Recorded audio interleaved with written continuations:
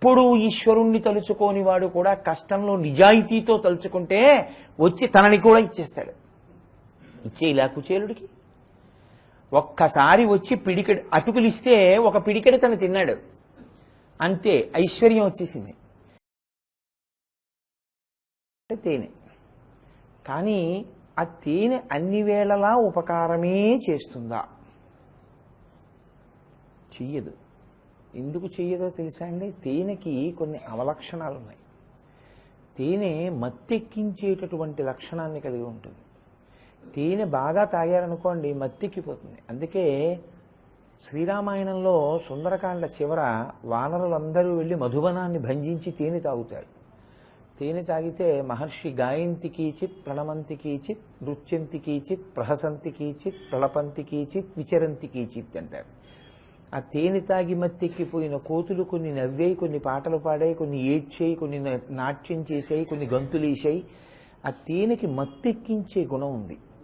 అందుకని తేనెని దేంతో పోలుస్తారంటే విషయములతో పోలుస్తారు. విషయములకు మత్తెక్కించే గుణం ఉంటుంది. విషయములు అంటే భోగములు అని మీరు మాట అనుకోండి. మనసుతో అనుభవించేటటువంటి కోర్కెలు ఏ ఉంటాయో ఆ కోర్కెలను తేనెతో పోలుస్తారు. ఎందుకు పోలుస్తారు అంటే ఇదే కారణం. తేనె తాగితే ఎంత మత్తుగా ఉంటుందో, ఎంత హాయిగా ఉన్నట్టుంటుందో, ఆపాత మధురముగా ఉన్నట్టుంటుందో, విషయములు కూడా అలాగే చాలా మధురముగా చాలా మత్తెక్కించేవిగా ఉంటాయి. కానీ ఎక్కువ తేనె తీసుకుంటే ఇబ్బంది పెడుతుంది, చాలా వేడి చేసేస్తుంది. అందుకని తేనె ఎక్కువ తీసుకోకూడదు. మరి తేనెని సేకరించేటటువంటి గుణం ఉన్న ఒకటి ఉన్నాయి లోకంలో. అవి ప్రత్యేకంగా ఆ పేరుతోటే పిలవబడతాయి. తేనెటీగ అంటారు. తేనెటీగ దేనికి ప్రసిద్ధి అంటే తేనెని సేకరించి నశించిపోవడానికి ప్రసిద్ధి. తేనెని స్వీకరించి తేనెని సేకరించినటువంటి తేనెటీగ జీవితంలో బాగుపడదు. ఎందుకు బాగుపడదో తెలుసా అండి? ఒక్కటే కారణం, దాని బతుకంతా తేనె సేకరించడమే. దాని మీద నృసింహశతక కర్త పోలిక పోల్చి ఒక మాట కూడా అంటారు. లక్షాధికారైన తల్లి గర్భము నుండి ధనము తేడెవ్వడు వెళ్ళిపోయేడినాడు వెంటరాదు.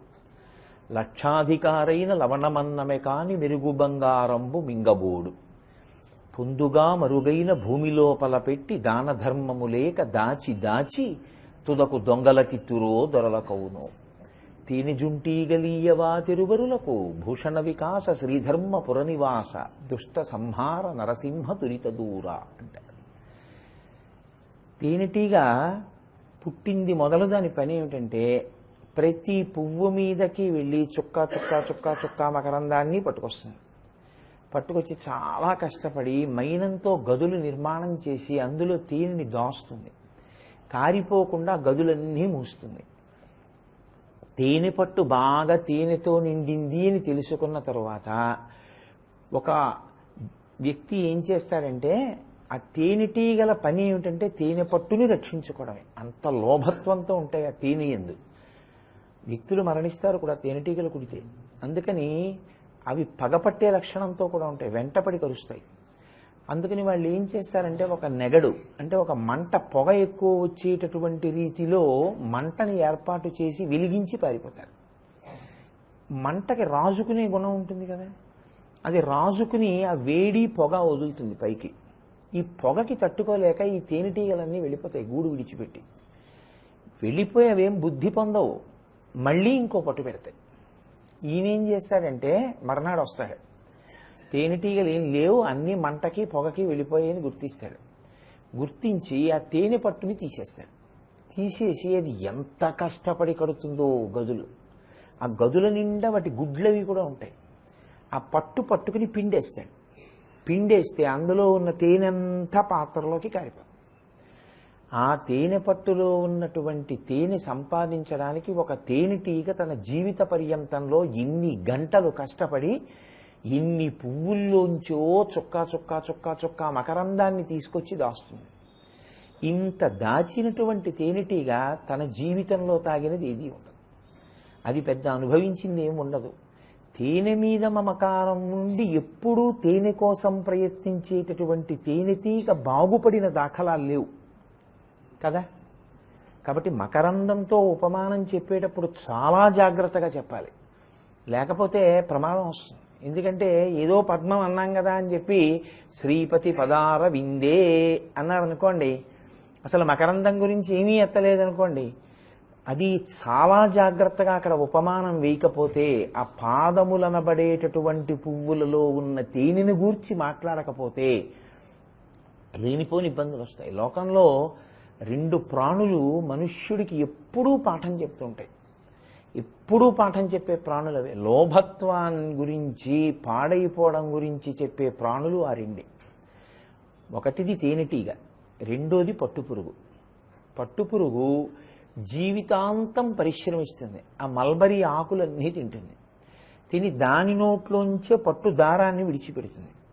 విడిచిపెట్టి ఒక కాయలో తాను పడుకుని ఆ పట్టుదారాన్నంతటినీ విడిచిపెడుతుంది. విడిచిపెట్టి ఆ కాయ చుట్టూ చుట్టుకుంటుంది. చుట్టుకుని చాలా మెత్తగా ఉందని ఆ కాయ మధ్యలో పడుకుంటుంది. ఇప్పుడు ఇది ఇంకా తినడం ఆపేసింది, ఇంకా పట్టు దారాన్ని విడిచిపెట్టట్లేదు, నిద్రపోతోందంతే. ఇంకా ఇది పట్టుదారాన్ని వదలదని తెలుసుకుంటాడు. తెలుసుకుని ఏం చేస్తాడంటే ఈ పట్టుకాయలన్నీ తీసుకెళ్లి మరుగునీళ్ళలో పడేస్తారు.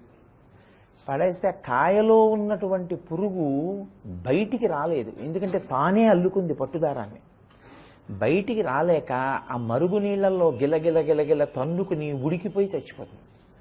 చచ్చిపోయిన తర్వాత కండి తీసేటటువంటి ఆ రాట్న ఉంటుంది, యువతల సూదికి ఆ కండి పెట్టి దారాన్ని తిప్పి లాగేస్తారు. కాయ ఒక్కటే మిగిలిపోతుంది. ఈ కాయలు ఏం చేస్తారంటే బయట విసిరేస్తారు. కాకులు తినేస్తే ఆ పురుగుల్ని, ఉడికిపోయి ఉంటాయి కదా, కాకులు తింటాయి. తాను కష్టపడి పట్టుపురుగు దారాన్ని తన చుట్టూ చుట్టుకుని దాంట్లో పడుకున్నటువంటి పాపానికి పట్టు దారం కోసం ఎన్ని పట్టు పురుగులు చచ్చిపోతాయో. అందుకే పెద్దలు ఓ మాట చెప్తారు, పుణ్యకార్యం చేసేటప్పుడు పట్టుబట్ట కట్టుకోకండి అని చెప్తారు. ఎందుకో తెలుసా అండి, ఒక్క పట్టుపంచ కట్టుకోవాలంటే ఎంత హింస జరుగుతుందో. అంత హింస జరిగితే ఓ పట్టు పంచో ఓ పట్టు చీర వస్తుంది. ఇప్పుడు నేను ఇలాంటి ఉపన్యాసాలు చెప్తే బహుశా పట్టు చీరలు పట్టు పంచల వ్యాపారాల వాళ్ళు నా మీద ఏమిటి అఘాయిత్యం అంటారేమో, కానీ పట్టు పంచ పట్టు చీర విశేషమైనటువంటి హింసతో కూడి ఉంటాయి. ఒక్కొక్కసారి అవి కట్టుకుని చేసేటటువంటి పని యందు బుద్ధి లగ్నం కాదు కూడా. ఎందుచేత అంటే దాని యందున్నటువంటి హింస మీ మనసు మీద ప్రభావం చూపిస్తుంది. అందుకే పెద్దలు ఏం చెప్తారంటే ఎప్పుడైనా ఏదైనా దీక్ష తీసుకున్నా, ఏదైనా ముఖ్యమైన కార్యంలో ఉన్నా పట్టుబట్టు ఎందుకయా, మడిబట్ట కట్టుకో నూలు బట్ట అంటారు. ఇదే కారణం. కంచికామకోటి పీఠాధిపతులు చంద్రశేఖరేంద్ర సరస్వతి స్వామి తరచు చెప్పేవారు, పట్టుబట్టలు కట్టుకోకండి అని చెప్పేవారు. పట్టుపురుగు మనకి జీవితంలో ఒక మార్గం చెప్తుంది, తేనెటీగ మార్గం చెప్తుంది. మరి ఇప్పుడు శంకరాచార్యుల వారు శ్రీపతి పదారవిందే, శ్రీ మహావిష్ణువు యొక్క పాదములను అరవిందములతో తామర పూలతో పోల్చారు. తామర పూలతో పోల్చినప్పుడు తామర పువ్వుకుండవలసిన గొప్ప సొబగు దాని తేనె. కానీ ఇప్పుడు ఆ తేనెయందు నాకు వ్యామోహము అని మీరు అన్నారనుకోండి, తేనెయందు వ్యామోహము అన్న మాట కొంచెం ప్రమాదకరంగా అనిపిస్తుంటుంది. ఎందుకంటే తేనెటీగని వాటిని జ్ఞాపకం చేస్తుంది. ఇప్పుడు వ్యామోహము ఉండాలి శ్రీపతి పాదముల యందు, కానీ మీరు ఆ వ్యామోహంతో అక్కడ చేరితే తాగేటటువంటి తేనె మీకు ప్రమాదం త్యానిది అయి ఉండాలి కదా. అటువంటి తేనె చూపించాలి. ఇప్పుడు అటువంటి తేనె చూపించాలంటే ఆయన యొక్క కవితాశక్తి, ఆయన యొక్క అద్భుతమైన మేధస్సు అనన్య సామాన్యం. శంకర భగవత్పాదులు లాంటి కవి లోకంలో ఉండరు. ఆయన అన్నారు దివ్యధుని మకరంది అన్నారు. ఉందయ్యా మకరందం, కానీ అది ఏమిటో తెలుసా, అది దివ్యధుని అన్నారు. దివ్యధుని అంటే దివ్యమైన. దివ్వన్న శబ్దానికి సంస్కృతంలో ప్రకాశించుట, క్రీడించుట అని అర్థాలు. అందుకే దివ్వన్న మాటలోంచే దేవి అన్నది వచ్చింది. అంటే క్రీడించి ప్రకాశించడం. క్రీడించి ప్రకాశించగలిగినటువంటి స్వరూపమై మీకు ఏదో ఉపకారము చేస్తూ ఉంటుంది. అందులో ఉండేటటువంటి ధుని. ధుని అంటే ప్రవాహం. శంకరుల గొప్పతనం ఎక్కడుంటుందో తెలుసా అండి, ఆయన తిన్నగా మీకు విషయాన్ని అందించేయరు. మరీ చంటి పిల్లాడికి పెట్టినట్టు బాగా అన్నం నలిపేసి మీ నోట్లో ఏం పెట్టరైన. కొన్ని కొన్ని ఏం చేస్తారంటే మిమ్మల్ని ఆలోచించమని వదిలిపెట్టేస్తారు. ఎందుకు అలా విడిచిపెడతారు అంటారేమో. మీరు దాని మీద బాగా ఆలోచన చేశారనుకోండి, ఇది ఇక్కడ ఎలా వస్తోంది, ఇక్కడ ఏం చెప్తున్నారు ఆయన దివ్య ధుని అంటే, ఏమిటా దివ్య ధుని అని మీరు ధుని అనేటప్పటికీ అసలు ధుని అంటే ఏమిటో మీకు తెలియలేదు అనుకోండి, మీరు ఏ అమరకోశమో చూసుకోవాల్సి ఉంటుంది. ధుని అంటే అమరకోశమైనా ఏం చెప్తుందంటే వాయువు చేత కదిలే ప్రవాహం ఉన్నది అని చెప్తుంది. ఇప్పుడు అది దివ్య ధుని, దివ్యమైనది అంటే మిమ్మల్ని తరింప చేయగలిగినటువంటి ప్రవాహము. ఏమిటది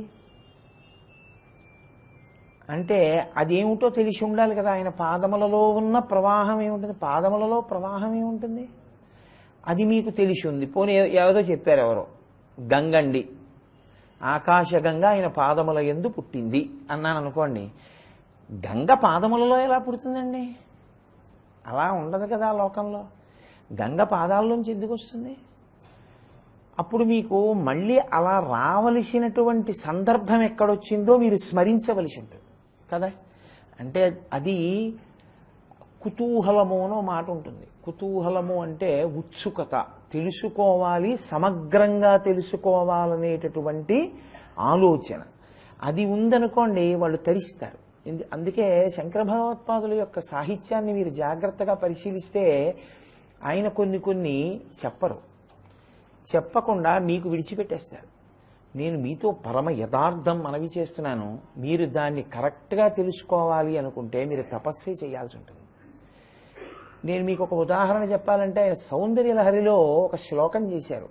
భ్రువౌ భుగ్నీ కించిత్ భువన భయభంగ వ్యసనిని అంటూ మొదలుపెట్టారు. అందులో సవ్యేతరకర గృహీతం రతిపతేహే అని ఊరుకున్నారు. సవ్యేతరకర గృహీతం రతిపతేహే అంటే సవ్యము కాని చేతితో మన్మధుడు పట్టుకున్నాడు. సవ్యము కాని చెయ్యి అంటే ఏ చెయ్యి? సౌందర్యలహరిలో గొప్పతనం ఏమిటో తెలుసా అండి? ఏదో చెయ్యలేండి అంటే ఆ శ్లోకానికి తాత్పర్యం రాదు. నేను ఒకసారి అమలాపురంలో ఈ శ్లోకం మీద ఉపన్యాసం చెప్తే ఓ ఇంజనీరింగ్ చదువుకుంటున్న కుర్రాడు మర్నాడు చార్ట్ మీద నేను చెప్పింది అర్థం చేసుకుని వేసి పట్టుకొచ్చాడు దాని తాలూకా డ్రాయింగ్. నేను నిజంగా ఆశ్చర్యపోయా, అద్భుతం, ఆ పిల్లాడికి ఎంత బాగా అర్థమైందని. సవ్యము అంటే కుడి అనుకోండి, సవ్యము కానిది ఎడమ. సవ్యము ఎడమ అనుకోండి, ఎడమ కానిది కుడి.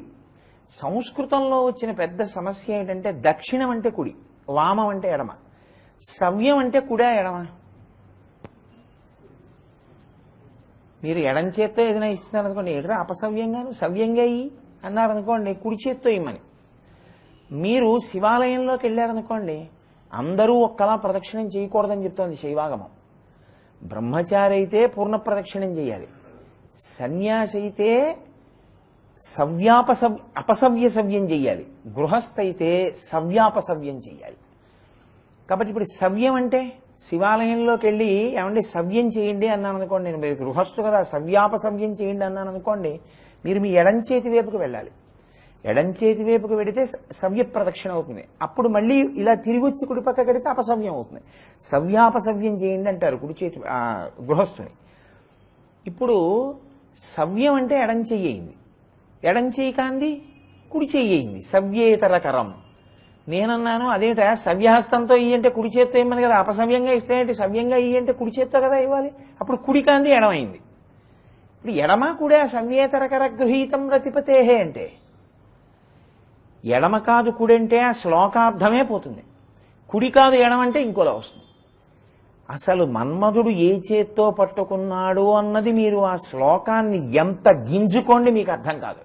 మీకు ఎప్పుడు అర్థం అవుతుందంటే శ్లోకం ధారణ చేసి మీరు కళ్ళు మూసుకుని బాగా అలా ధ్యానం చేస్తే ఒక్కసారి ఎగిరి గంతేస్తారు. అర్థమైపోయింది ఇందులో రహస్యం. అంటే ఇప్పుడు నేను సౌందర్యలహరి చెప్పట్లేదు కాబట్టి దాని గురించి మాట్లాడను, కానీ మీతో శంకరాచార్యులు వారు తపస్సు చేయించేస్తుంటారు.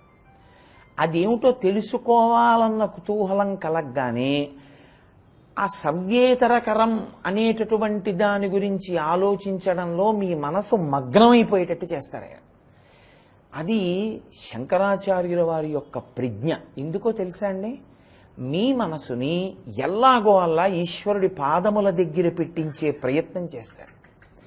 ఎల్లాగో అలా మీరు ఆలోచించారనుకోండి, మీరు అక్కడ పెట్టారనుకోండి మనసుని తీసుకెళ్ళి, మీరు దేన్ని స్మరించారో దానివల్ల మీకు ఒక ప్రయోజన సిద్ధి కలిగేట్టు చేస్తారు ఆయన. ఇప్పుడు దివ్యధుని అంటే మీతో మనవి చేశాను నేను, దాని పెద్ద దాపరికం ఏం పెట్టను దాని గురించి. ఆకాశగంగ, నేను నిన్న మీతో మనవి చేశాను, గంగ ఒక్కటే త్రిపథగా, మిగిలినవేవి త్రిపథగా కావు. ఒక్క గంగ మాత్రమే త్రిపథగా. త్రిపథగా అంటే 3 పేర్లతో 3 లోకములలో ప్రవహించింది ఆవిడ. కాబట్టి అందుకని ఆవిడ దివ్యధుని. ఆవిడ స్వర్గంలో ప్రవహిస్తే మందాకిని, ఆవిడ భూమి మీద ప్రవహిస్తే భాగీరథి, ఆవిడ పాతాళంలో ప్రవహిస్తే భోగవతి. పేర్లు మారుతాయి కానీ 3 లోకముల యందు ప్రవహించింది మాత్రము గంగయే. 3 లోకములలో 3 పేర్లతో ప్రవహించిన ఆవిడ లక్షణం ఏమిటంటే అవతల వాళ్ళని ఉద్ధరించడమే. ఉద్ధరించేటటువంటిది ఏది ఉందో అది తన పాదముల యందు ఉన్నవాడు. తన పాదముల యందు ఉంటే ఆయన ఎక్కడ నిలబడితే అక్కడ నీళ్లు వస్తుండవా? అసలు పాదములలో నీళ్ళు ఎలా వచ్చాయి? ఇప్పుడు ఇది మీరు స్మరించే ప్రయత్నం చేశారనుకోండి, శంకర భగవత్పాదుల యొక్క ప్రజ్ఞా విశేషం అక్కడ ఉంది. భాగవతాంతర్గతంగానూ ఇతర పురాణాల్లోనూ వర్ణింపబడినటువంటి వామన కథని మీరు ఇప్పుడు పరిశీలనం చేయవలసి ఉంటుంది. మీరు ఆ కథని పరిశీలనం చేస్తే వచ్చేటటువంటి లక్షణం ఏమిటో తెలుసా అండి? వామనమూర్తి కథని మీరు ఎప్పుడైనా స్మరిస్తే మీరు చేసిన కార్యంలో లోపాలు ఏమైనా ఉంటే అవన్నీ కూడా పోయి పూర్ణమైపోతుంది. ఎందుకంటే శ్రాద్ధకర్మ అని ఒకటి చేస్తూ ఉంటారు. శ్రాద్ధకర్మ అంటే అత్యంత శ్రద్ధతో చేయవలసినది అని. శ్రద్ధ అంటే ఏమిటి? శ్రద్ధతో చేసినది శ్రాద్ధము. శ్రద్ధ అంటే శంకరాచార్యుల వారు భాష్యం చేశారు ఒక చోట, శాస్త్రస్య గురువాక్యస్య సత్యబుద్ధ్యావధారణ. శాస్త్రము గురువుగారు చెప్పినవి ఈ 2 పరమసత్యములు అనేటటువంటి బుద్ధితో చేసిన వాడెవడో అలా చేసిన వాడు చేసినటువంటి పనికి శ్రద్ధతో చేసిన పని అని పేరు. సా శ్రద్ధ కదితా సిద్భి యయా వస్తూపలభ్యతే అన్నారాయన. దాన్ని శ్రద్ధ అంటారు. అలా ఎవరు చేశారో వారికి ఆయా వస్తువులు లభ్యమవుతాయి. అన్నిటికన్నా కష్టం ఏమిటో తెలుసా అండి? శ్రాద్ధం పెట్టడమే. అదేంటండి అంత మాట అన్నారు మీరు అంటారేమో. అయ్యా దీనికి ఏదో భంగపాటు జరిగింది. సా శ్రద్ధ కదితా సిద్ధి అంటారు. నేను ఆపన ఒక్క క్షణం ఇబ్బంది లేకుండా. సా శ్రద్ధ కదితా సిద్ధి యయా వస్తూపలభ్యతే. అటువంటి స్థితికి శ్రద్ధ అని పేరు. అది మీరు కోరుకున్న వాటిని సిద్ధింపచేస్తుంది. శ్రాద్ధం పెట్టడం కష్టమో అని నేను ఎందుకన్నానో తెలుసా అండి? పితృదేవతలు ఏడాదికి ఓసారే వాళ్ళు వచ్చేది. వాళ్ళు ఎలా పడితే అలా ఏం తీసుకోరు. వాళ్ళు తీసుకోవాలంటే ముందు రోజే దీక్షాస్వీకారం చెయ్యాలి. ముందు రోజు దీక్షాస్వీకారం చెయ్యాలి. మీరు ఇంట్లో వండుకోవడానికి తెచ్చుకున్న వాటిలోంచి ఏ శేషాన్ని పితృకార్యానికి వినియోగించకూడదు. మీరు కేజీ కందిపప్పు నెల మొదట్లో తెచ్చుకుని అందులో మిగిలిపోయిన కందిపప్పుతో పప్పు వండి వచ్చిన వాళ్ళకి భోజనం పెడితే స్వీకరించరు పితృదేవతలు.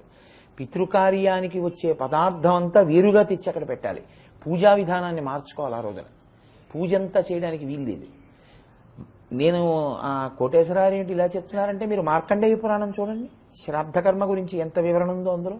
మనకి ఏదైనా వేదమేగా ప్రమాణము, శృతి స్మృతి పురాణములేగా ప్రమాణములు.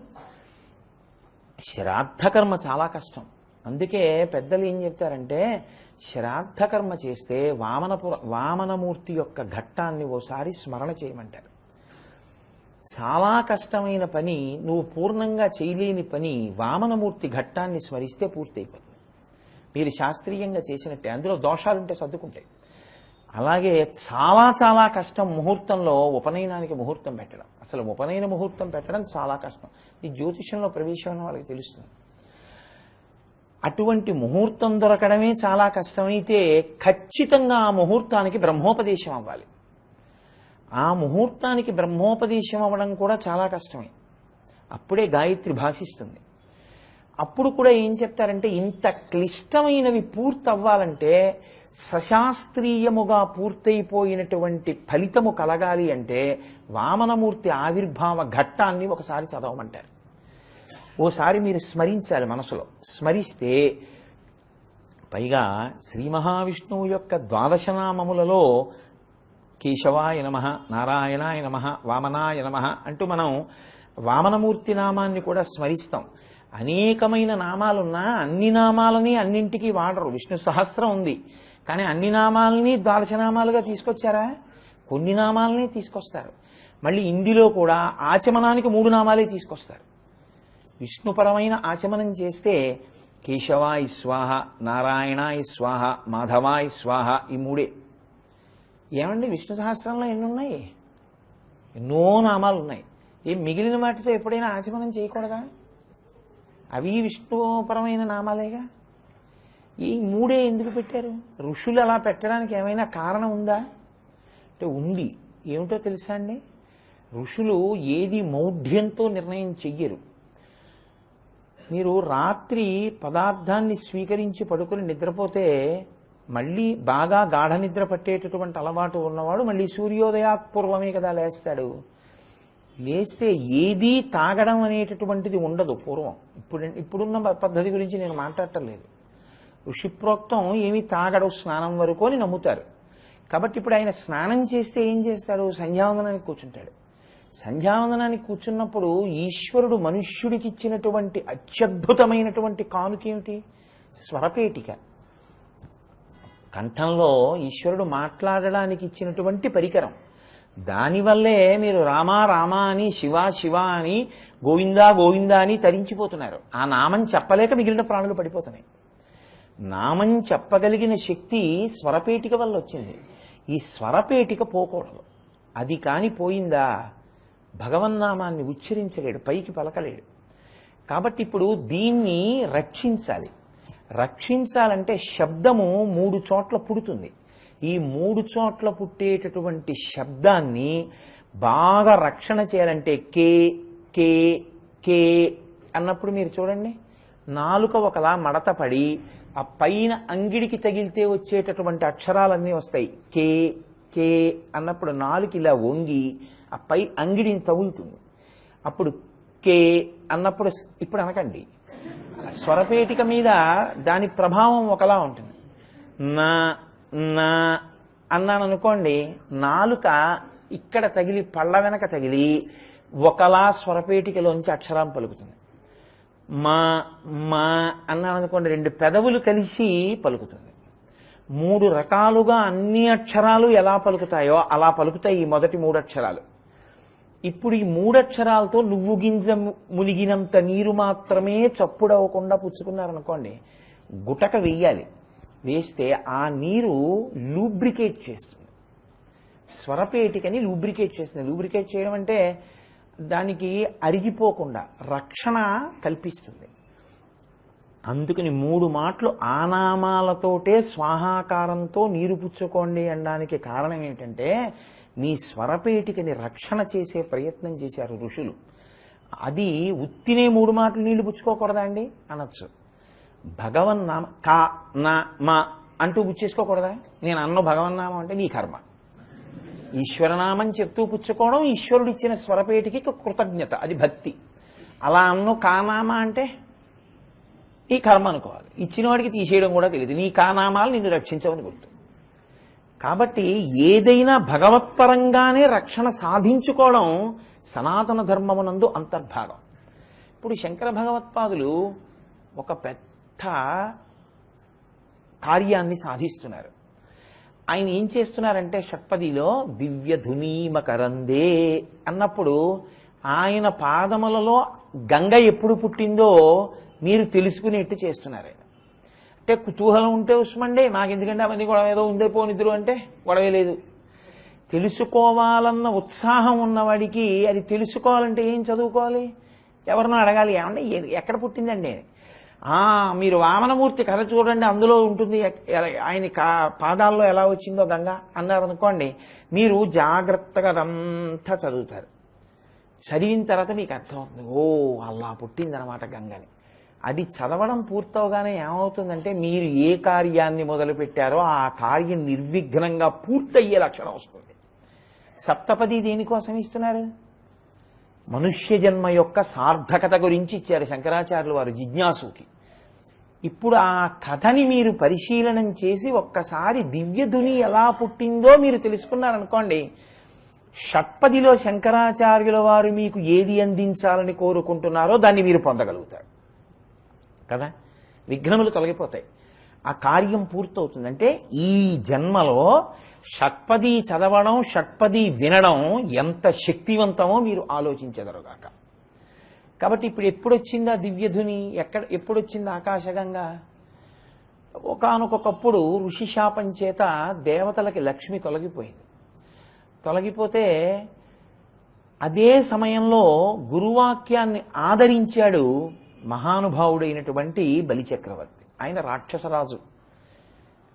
ఆ కథకి మూలం అక్కడ ఉందండి అసలు. అంటే మీరు ఎప్పుడైనా వివరంగా భాగవతంలో చదవండి. గురువుగారి మాట వినలేదు ఇంద్రుడు, గురువుగారి మాట విన్నాడు రాక్షసరాజు బలిచక్రవర్తి. గురువుగారి మాట కాదన్నాడు, పోయింది ఐశ్వర్యం అంతా ఇంద్రుడికి. గురువుగారి మాట ఒప్పుకున్నాడు, గురువుగారి మాట ఔదల దాల్చాడు, ఐశ్వర్యం ఎత్తుకుంది బలిచక్రవర్తికి. అసలు బలిచక్రవర్తికి స్వర్గం రావడానికి, ఇంద్రుడికి పోవడానికి కారణం గురువాక్యమే. బలిచక్రవర్తి గెలిచేస్తాడు స్వర్గాన్ని అని తెలుసుకున్నటువంటి ఆ ఇంద్రుడు, ఎందుకనంటే శుక్రాచార్యుల వారు యజ్ఞం చేయించారు, అందులో ఆయనకు ఒక గొప్ప రథం, ధనస్సు అన్నీ వచ్చాయి. బలిచక్రవర్తికి స్వర్గాన్ని గెలిచేస్తాడు తెలిసిపోయింది. బృహస్పతి దగ్గరికి వెళ్ళాడు, వాళ్ళకి గురువు ఆయన కదా. వెళ్ళి ఆయన్ని అడిగాడు, ఏమండి బలిచక్రవర్తి యుద్ధానికి వస్తున్నాడు, నేను ఏం చెయ్యాలి, ఎలా గెలవాలని అడిగాడు. అంటే ఆయన అన్నాడు, ప్రస్తుతానికి సింహాసనం విడిచిపెట్టి ఎక్కడికైనా పో అన్నాడు. అదేమిటన్నాడు, ఇప్పుడు అతనికి గురుబలం ఉంది, అతను గురువుగారి మాట బాగా మన్నించాడు, గురువుగారి మాట విన్నాడు. మళ్ళీ ఎప్పుడో గురువుగారి మాట వినడం మానేస్తాడు. రాక్షస బుద్ధి కదూ. ఎప్పుడో అప్పుడు గురువుగారి మాట తిరస్కరిస్తాడు. గురువుగారు చెప్పినా నేను అలా చేయనంటాడు. గురువుగారు మాట తిరస్కరిస్తే గురువుగారు శాపం ఇస్తాడు. అప్పుడు పోతుంది ఐశ్వర్యం, అప్పుడు పోతే నీకు వస్తుంది. కాబట్టి ఇప్పుడు నా చేతిలో లేదు, నీ చేతిలో లేదు, దేవతల చేతిలో లేదు, ఎవరి చేతిలో లేదు. నువ్వు వెళ్ళి ఆయన గురువుగారి మాట తప్పేంత వరకు నువ్వు వెళ్ళి అరణ్యాల్లో కూర్చో అన్నాడు. ఎంత దరిద్రం అనుభవించాడో తెలుసా అండి ఇంద్రుడు. గురువాక్యమునందు నమ్మకంతో వామనమూర్తి ఘట్టం ప్రారంభం. మీకు కూడా షట్పది మిమ్మల్ని ఉద్ధరిస్తుందని జగద్గురువులైన శంకరుల వాక్యం మీద నమ్మకం ఉంటే మీరు బలిచక్రవర్తిలాగే ఒకసారి పొంది పోగొట్టుకోవడం కాదు, ఎప్పటికీ పొందేటట్టుగా పొందుతారు. ఎందుకంటే బలిచక్రవర్తి ఒకసారి పోగొట్టుకున్న విష్ణుపదాన్ని చేరిపోయాడు, మీరు కూడా చేరిపోతారు. ఇప్పుడు ఇంద్రుడు వెళ్ళిపోయాడు. అసలు పోతన గారైతే అన్నారు, అష్టమస్కంధం అనుకుంటాను, ఎండకన్నెరుగని ఇంద్రుని ఇల్లాలు పలుపంచలను జాలి పడిన నీడు, త్రిభువన సామ్రాజ్య విభవమ్ము కోల్పోయి దేవేంద్రుడు అడవుల తిరిగి నీడు, కలిమి గారాబు బిడ్డలు జయంతాదులు శబరార్భకుల వెంట చనిది నీడు, అమరులకు ఆధారమౌ అమరావతి అసురుల కటపట్టయ్య నీడు, బలి జగముల నెల్ల బలియుచునున్నాడు వాని గెలువరాదు వాసవనకు, యాగభాగమెల్ల అతడాహరించును కడగి దేవతలకొక్క కడియ నీడు అంది అదితి. కశ్యప ప్రజాపతి ఇంటికి వస్తే మరి అదితి కొడుకు కదండి ఇంద్రుడు. ఇంద్రుడికి రాజ్యం పోయింది, అందుకని ఆవిడ ఏడ్చింది కశ్యప ప్రజాపతి దగ్గర. నా కొడుకు ఎంత బాధపడుతున్నాడో తెలుసా, ఎండకన్నెరుగని ఇంద్రుని ఇల్లాలు పలుపంచలను జాలి పడిన నేడు అంది. శచీదేవి ఆవిడే సామాన్యమైంది కాదు. లలితా సహస్రంలో పులోమజార్చిత అని ఒక నామం. ఆవిడ చేసిన పూజకి ఇంద్రుడికి వైభవం వచ్చింది అని. అటువంటి తల్లి ఇవాళ 4 ఇళ్లల్లో పనులు చేసుకుని బతుకుతోంది తన కోడలు. అది అత్తగారిగా ముందు పడిన బాధ కోడలు గురించి. ఎండకన్నెరుగని ఇంద్రుని ఇల్లాలు పలుపంచలను జాలి పడిన నేడు, త్రిభువన సామ్రాజ్య విభవమ్ము కోల్పోయి దేవేంద్రుడు అడవుల తిరిగి నేడు. త్రిభువన సామ్రాజ్య వైభవం పోయి అరణ్యాల వెంట తిరుగుతున్నాడు ఇంద్రుడు. సరే, కలిమిగారాబు బిడ్డలు ఐశ్వర్యవంతుని యొక్క కుమారులైనటువంటి ఆ జయంతాదులు అడవి అంటారు. ఎప్పుడూ ఈశ్వరుణ్ణి తలుచుకోని వాడు కూడా కష్టంలో నిజాయితీతో తలుచుకుంటే వచ్చి తనని కూడా ఇచ్చేస్తాడు. ఇచ్చేలా కుచేలుడికి ఒక్కసారి వచ్చి పిడికెడు అటుకులిస్తే ఒక పిడికెడు తను తిన్నాడు, అంతే ఐశ్వర్యం వచ్చేసింది. ఇంకొక పిడికెడు తీసి పోసుకుంటున్నాడు, అంతే గబగబా వచ్చి రుక్మిణీదేవి రూపంలో ఉన్న లక్ష్మీదేవి ఆయన చేయి పట్టుకుంది. మురహరుడు పిడికెటటుకుల కరమొప్పగా నారహించి కౌతూహలి అయి వేరొక పిడికెడు కొన కరమప్పుడు పట్టె కమల కరకమలమునన్నారు పోతన గారు. పరిగెత్తుకొచ్చి పట్టుకుంది ఆ చెయ్యి. ఒక పిడికెడు తింటే ఏమిచ్చారో నాకు తెలిసి, ఇంకా ఇంటికి వెళ్ళలేదు కాబట్టి కుచేలుడికి తెలియదు. ఇంకొక పిడికెడు తిన్నారో నన్ను కూడా ఇచ్చేస్తారు, తినకండి అది. అంతటి భక్త సులభుడైన. మీరు భక్తితో ఆయన్ని సేవించాలి కానీ ఏమైనా ఇవ్వగలడు ఆయన. అంతటి స్వభావం ఉన్నవాడు కదా. ఆయన్ని సేవిస్తావా, నన్ను అడుగుతావా? నన్ను అడుగుతావే కొడుక్కి రాజ్యం కావాలని. భగవంతున్ పరమున్ జనార్దనున్ కృపాపారీడు సర్వాత్మకున్ శ్రీహరి సేవ చేయుమతడున్ సంతుష్టుని పొంది నీకగు ఇష్టార్థములెల్లనిచ్చు. నీకేం కావాలో అవన్నీ ఇస్తాడు. శ్రీ మహావిష్ణువుని సేవించు అన్నాడు. ఆవిడంది ఏమని వ్రతం చేయనండి. సరే, ఆయన ఏదో చెప్పాడు. అడవి పంది పైకెత్తినటువంటి మట్టి తీసుకుని దాంతో వ్రతం చెయ్యినాళ్ళు నిష్టగా చేస్తే ఈశ్వరుడు నీకు ప్రత్యక్షం అవుతాడు. ఆవిడ చేసింది అలాగే. చేస్తే ఈశ్వరుడు ప్రత్యక్షం అయ్యాడు ఆవిడికి. అబ్బో, ఏం పోతన గారండి, ఎప్పుడో చదివిన ఘట్టంగానే చాలా సంతోషంగా ఉంటుంటుంది. ఆయనకు ఎదురుగుండా కనపడితేట పోతన గారు అన్నారు, సూపుల శ్రీపతి రూపము నాపోవక త్రావి త్రావి హర్షోద్ధతయై వాపుచ్చి మంద మధురాలాపంబుల పొగడనదితి లక్ష్మీనాథున్ అన్నారు. చూపులతో తాగేసింది ఆవిడ ఆ రూపాన్ని. ఎందుకలా తాగేయడం? చూపులతో తాగుతారండి, కళ్ళతో తాగుతారా? ఓ పాయసం ఇచ్చారనుకోండి, నోటితో తాగాలి, అంతేకాని కంట్లో పోసుకుంటారా?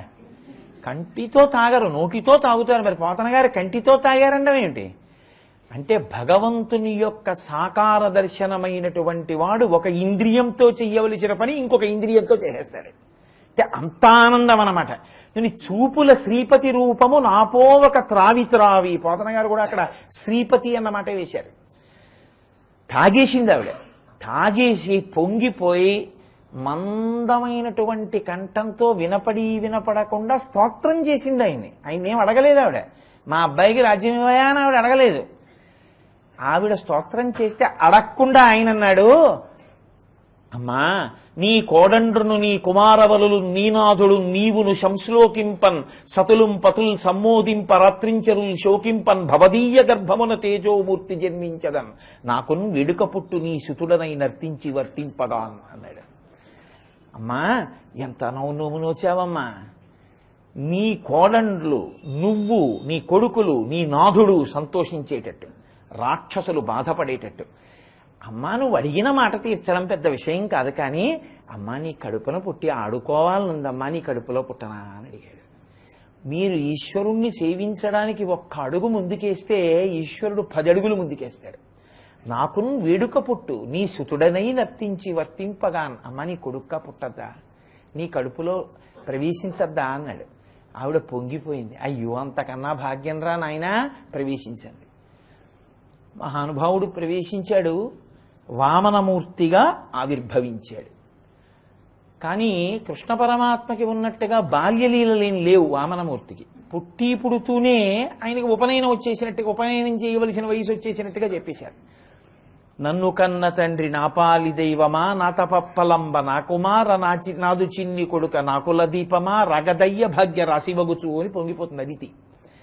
ఎంత ముద్దు పిల్లాడివిరా నాయన, నన్ను కన్న తండ్రి నా పాలి దైవమా. పిల్లల్ని నానా నానా అంటుంటాం కదా. నన్ను కన్న తండ్రి నా పాలి దైవమా నా తపప్పలంబ నా కుమార. దైవమా నా కడుపున కొడుగ్గా పుట్టావు, ఏం ఆశ్చర్యం. నాదు చిన్ని వడుగా నాకుల దీపక రాగదయ్య భాగ్య రాశివగుచు అంది. చిన్ని వడుగా 8 ఏళ్ల పిల్లాడు. రారా నాయనా అని పిలిచింది. పిలిస్తే భిక్ష పెట్టాలి కదండి, అమ్మ భిక్ష పెట్టాలి. అమ్మ భిక్ష పెట్టాలంటే అదితి పెడితే సరిపోతుందా? అదితి పెడితే చాలదు, అమ్మగా ఎవరు పెట్టాలో వాళ్ళు పెట్టాలి. లోకములను కన్న తల్లి ఎవరు? మా అమ్మ అన్నపూర్ణ, మా అమ్మ భవాని, ఆవిడ పెట్టాలి. అందుకే యక్షేషుడు వామనునకు భిక్షాపాత్రికనిచ్చెను. యక్షేషుడు వామనునకు అక్షయమనుచున్ సాక్షాత్కరించి పెట్టెను భిక్షునకు భవాని పూర్ణ భిక్ష నరేంద్ర. ఆ యక్షేషుడు అంటే కుబేరుడు. కుబేరుడు భిక్షాపాత్ర తీసుకొచ్చి ఇచ్చాడు పిల్లాడికి. ఆ పిల్లాడు ఇలా భిక్షాపాత్ర పట్టుకున్నాడు. శ్రీ మహావిష్ణువే వామనమూర్తిగా వస్తే ఆయనకి భిక్ష పెట్టడానికి తల్లిగా ఎవరు రావాలి? లోకములను కన్న తల్లి మా అమ్మ భవానీయే రావాలి. ఎందుకని? కరాంగుళి నఖోత్పన్న నారాయణ దశాకృతి. మా అమ్మ ఇలా అంటే 10 గోళ్లలోంచి 10 అవతారాలు వచ్చాయి. ఆయన తల్లి ఆవిడే. అందుకని ఆవిడే రావాలి. భవాని పూర్ణభిక్ష నరేంద్ర. భవాని అంటే భౌని భార్య, భౌడంటే శంకరుడు. అంటే పార్వతీదేవి వచ్చి పూర్ణభిక్ష పెట్టింది ఆయనకి. అంతే, బ్రహ్మచారి వటువు అయిపోయింది. యజ్ఞోపవీతం వేసేసుకున్నాడు. గురువుగారి దగ్గరికి వెళ్ళాలి. అమ్మా అక్కడెక్కడో యజ్ఞం జరుగుతోందమ్మా, ఓసారి వెళ్ళొస్తానన్నాడు. వెళ్ళిరారా నాయన అంది. ఆవిడికి కావాలిగా రాజ్యం, ఇంద్రుడికి ఇప్పించాలిగా. వెళ్ళాడు. బలిచక్రవర్తి యజ్ఞం చేస్తున్నాడు. అబ్బో ఎంత పొంగిపోయారో పోతన గారు. కొందరితో చర్చించును, కొందరితో ముచ్చటాడు, కొందరు నవ్వును, కొందరితో తర్కించును, కొందరితో జటలు చెప్పు. అలా నడుస్తున్నాడు ఆ యజ్ఞమాటంలో. కొందరితోటేమో వాళ్ళు ఘన జట చెప్తుంటే వెళ్ళి అక్కడ కూర్చుని జట చెప్తున్నాడు. కొందరితోనేమో ఏమంటే మీ గురువు గారు ఎవరు? ఓ ఫలానాయా, మహానుభావుడు కదండి అంటున్నాడు. కొందరి దగ్గరికి వెళ్ళి మీరు స్వరం తప్పు చెప్పారని చెప్పి స్వరం దిద్దుతున్నాడు. అక్కడ ఉన్న ఘనాపాటీలు బ్రాహ్మణులు చూసి ఇంతున్నాడు పిల్లాడు, ఎవర్రా ఇంత తేజోవంతుడు, శుంభుండో భవుడో పయోజభవుడో చండాంశుడో వహ్నియో దంభాకారత వచ్చకాక ధరణిం ధాత్రీ సుటుండెవ్వడీ శుంభజ్యోతనుడీ పయోజభవుడంచు విస్మయ భ్రాంతులై సంభాషించిరి బ్రహ్మచారికని తత్సభ్యుల్ రహస్యంబునన్. ఎవరీ పిల్లాడు? శంభుడా, పరమశివుడు వచ్చాడా, విష్ణు వచ్చాడా, కుబేరుడు వచ్చాడా, సూర్యుడు వచ్చాడా, ఏమిటి తేజస్సు ఏమిటి ఇంతున్నాడు ఈ పిల్లాడు? ఆశ్చర్యపోతున్నారు వాళ్ళు. ఈయన తిన్నహ బలిచక్రవర్తి దగ్గరికి వెళ్ళాడు. బ్రహ్మచారి వచ్చినా సన్యాసి వచ్చినా మర్యాద గృహస్థు పాటించాలి. ఎందుకంటే వాళ్ళకి భిక్ష పెట్టడానికే ఆ ఆశ్రమం, గృహస్థాశ్రమం. వెంటనే ఆయన లేచి నిలబడ్డాడు. బ్రహ్మచారికి ఆశీర్వచనం చేసే అధికారం ఉంది. అందుకని ఈయన అన్నాడు, స్వస్తి జగత్రీభువన శాసనకర్తకు హాసమాత్ర విధ్వస్త నిలింపభర్తకు సుధారాపద వ్యవహర్తకున్ మునీంద్రస్తుత మంగళాద్ధర విధాన విహర్తకు నిర్జరీగలంజస్త సువర్ణ సూత్ర పరిహర్తకు దానవలోక భర్తకున్ అన్నాడు. విశ్వనాథ సత్యనారాయణ గారు భాగవతం మీద పరిశీలనం చేస్తూ ఇలాంటి పద్యం రాయగలిగిన మొనగాడికి తెలుగుదేశంలో పుట్టడన్నారు. స్వస్తి జగత్రీభువన శాసనకర్తకు హాసమాత్ర విధ్వస్త నిలింపభర్తకు సుధారాపద వ్యవహర్తకున్ మునీంద్రస్తుత మంగళాద్ధర విధాన విహర్తకు నిర్జరీగలంజస్త సువర్ణ సూత్ర పరిహర్తకు దానవలోక భర్తకున్.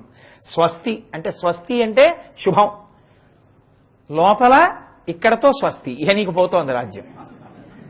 లోపల ఒకటి ఆశీర్వచనం, పైకి ఆశీర్వచనం, లోపల ఇక్కడతో స్వస్తి. స్వస్తి జగత్రీభువన శాసనకర్తకు ఇహ ఇంకా నువ్వు 3 లోకాలు పాలించవు వచ్చేసాను నేను. స్వస్తి జగత్రీభువన శాసనకర్తకు హాసమాత్ర విధ్వస్త నిలింపభర్తకు. రాక్షసుల్ని దేవతల్ని ఓడించగలిగిన వాడికి దేవతల మెళ్లల్లో, దేవతల యొక్క భార్యల మెళ్లల్లో ఉండేటటువంటి మంగళసూత్రములను అపహరించగలిగినటువంటి వాడి శక్తికి, మీ గురువులు చెప్పినట్టుగా యజ్ఞాలు చేసేటటువంటి శక్తి ఉన్నటువంటి నీకు స్వస్తి అగుగాక, అంటే ఇవాల్టితో ఇవన్నీ ఆగిపోవుగాక.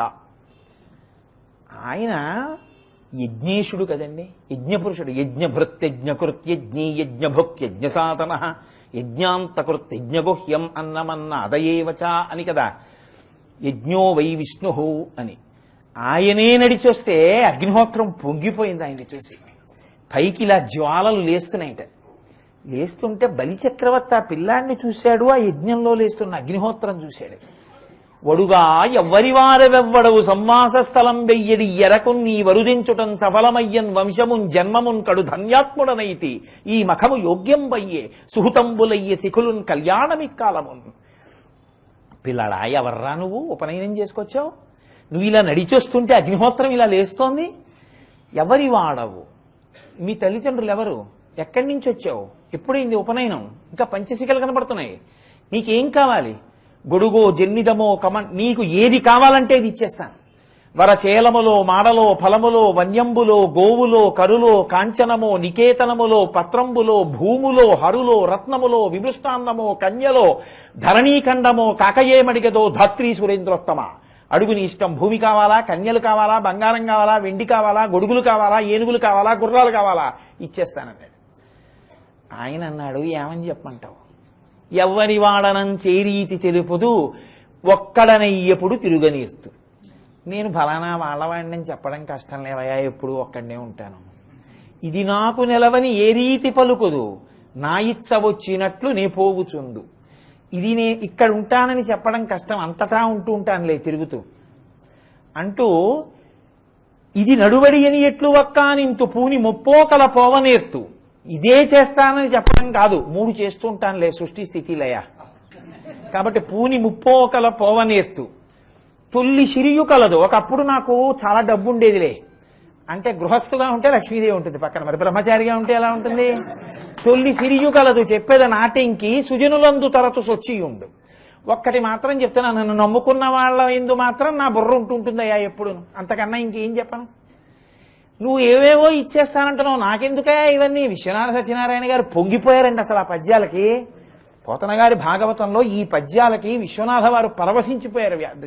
ఒక చోట వ్యాఖ్యానం చేస్తూ, ఒక చోట సభలో మాట్లాడుతూ, గొడుగో జన్నిదమో కమండలయో నాకున్ ముంజియో దండమో వడు గేనెక్కడ కరుల్ వామాక్షుల అశ్వంబులెక్కడ నిత్యోచిత కర్మమెక్కడ మదాకాంక్షితంబైన 3 అడుగుల మేర ఎత్రోమటి ఇచ్చుటదే బ్రహ్మాండంబు నా పాలికి. బ్రహ్మచారిని నాకెందుకయ్యా అవన్నీ? గొడుగో జన్నిదమో కమండలయో నాకున్ ముంజియో దండమో, బ్రహ్మచారికి ఇచ్చేటప్పుడు ఓ గొడుగు ఇవ్వాలి, లేకపోతే ఓ యజ్ఞోపవీతం ఇవ్వాలి, లేకపోతే ఏదో కట్టుకోవడానికి దర్భల తాడివ్వాలి. ఇవన్నీ ఇవ్వకుండా నాకు ఏనుగులు ఇస్తానంటావు, గుర్రాలను ఇస్తానంటావు, కన్నెపిల్లల్ని ఇస్తానంటావు, బ్రహ్మచారి నాకు అవన్నీ ఎందుకు? నాకు అక్కర్లా. 3 అడుగుల మేర త్రోమకిచ్చుటే బ్రహ్మాండంబు నా పాలికిన్. 3 అడుగులు ఇచ్చానను బ్రహ్మాండం చూపిస్తాను నీకు అన్నాడు. ఆయన అబద్ధం చెప్పలేదు.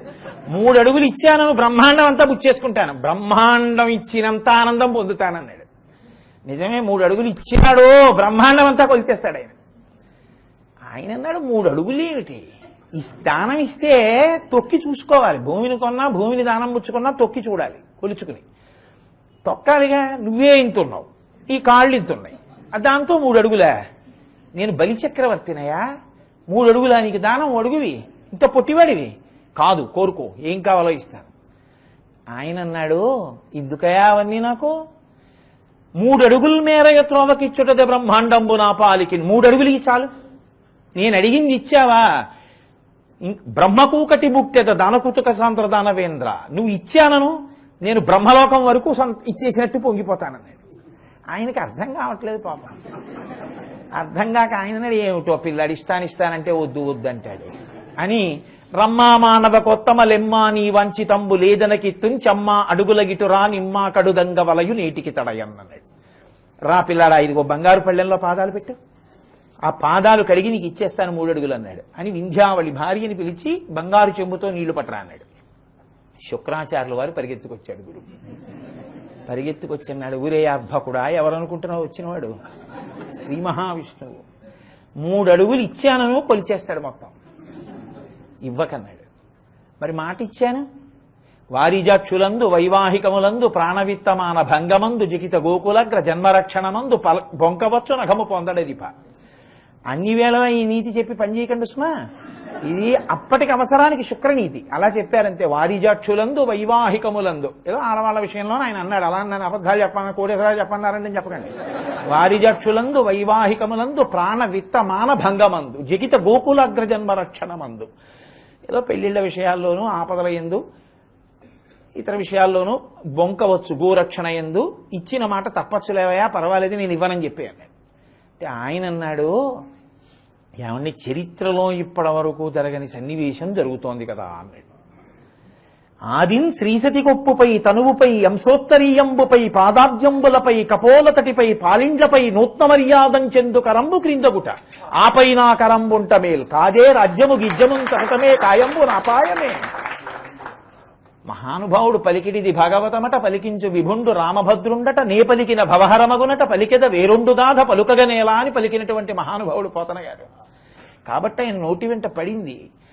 సాక్షాత్ శారద ఆయనకి దర్శనమిచ్చింది. కాటుక కంటి నీరు చనుకట్టు పయింపడ ఏలయేచ్చదో కైటబరాదు మర్దనని గాదివి కోడల నిన్నకటికినుకుని పోయి అలా కర్ణాట కిరాత కీచకులకు అమ్మను త్రిశుద్ధిగా నమ్ము భారతి అని ఆంధ్రీకరించి అంకితమిచ్చుకున్నవారు మహానుభావుడు పోతన గారంటే. భాగవతాన్ని ఆంధ్రీకరించి అంకితం ఇవ్వట్లేదన్న కోపంతో కన్నడ ప్రభువులు వేటమిష మీద వచ్చి పోతన గారు ఉన్నటువంటి పర్ణశాల మీదకి సైన్యాన్ని పంపించాడు. పర్ణశాల లోపలికి వెడదాం అనుకుంటే బయట ఒక పెద్ద అడవి పంది పడుకునుంది. అది నోరు విప్పి కోరలు చూపిస్తే సైన్యం భయపడి వెనక్కి వెళ్ళిపోయింది. వెనక్కి వెళ్ళిపోతే రాజుకి చెప్పారు. రాజు వచ్చాడు. లోపలికి వెడదామంటే ఆ అడవి పంది యొక్క గుర్గరింపులకి ఆయన లోపలికి వెళ్ళలేకపోయాడు. ఆఖరికి ఆయన బుద్ధి మార్చుకుని ఒక అడవి పంది ఎందుకు రక్షిస్తోంది ఇలా పర్ణశాలని, పోతన గారిని నేను బలవంత పెట్టకూడదనుకున్నాడు. వెళ్ళిపోయింది అడవి పంది. ఆయన లోపలికి వెళ్ళి, పోతన గారు మిమ్మల్ని బలవంత పెట్టాలని వచ్చాను, కానీ ఆ అడవి పంది ఏమిటండి అలా ఉంది, నేను ఎప్పుడూ చూడలేదు, భయపడిపోయి లోపలికి రాలేదు, మిమ్మల్ని నిర్బంధించను అన్న తర్వాత అడవి పంది వెళ్ళిపోయింది. ఆయన అన్నారు, నాయనా నువ్వు లోపలికి వద్దామనుకున్న సమయానికి బహుశా నువ్వు చెప్తున్న సమయాన్ని బట్టి నేను ఆదివరాహమూర్తి యొక్క ఆవిర్భావ ఘట్టాన్ని ఆంధ్రీకరిస్తున్నాను. ఆ స్వామియే పర్ణశాల ముందు పడుకుని ఉన్నాడు. దంష్ట్రా మురరిపు వరాహస్య భవతి అంటారు శంకర భగవత్పాదులు సౌందర్యలహరిలో.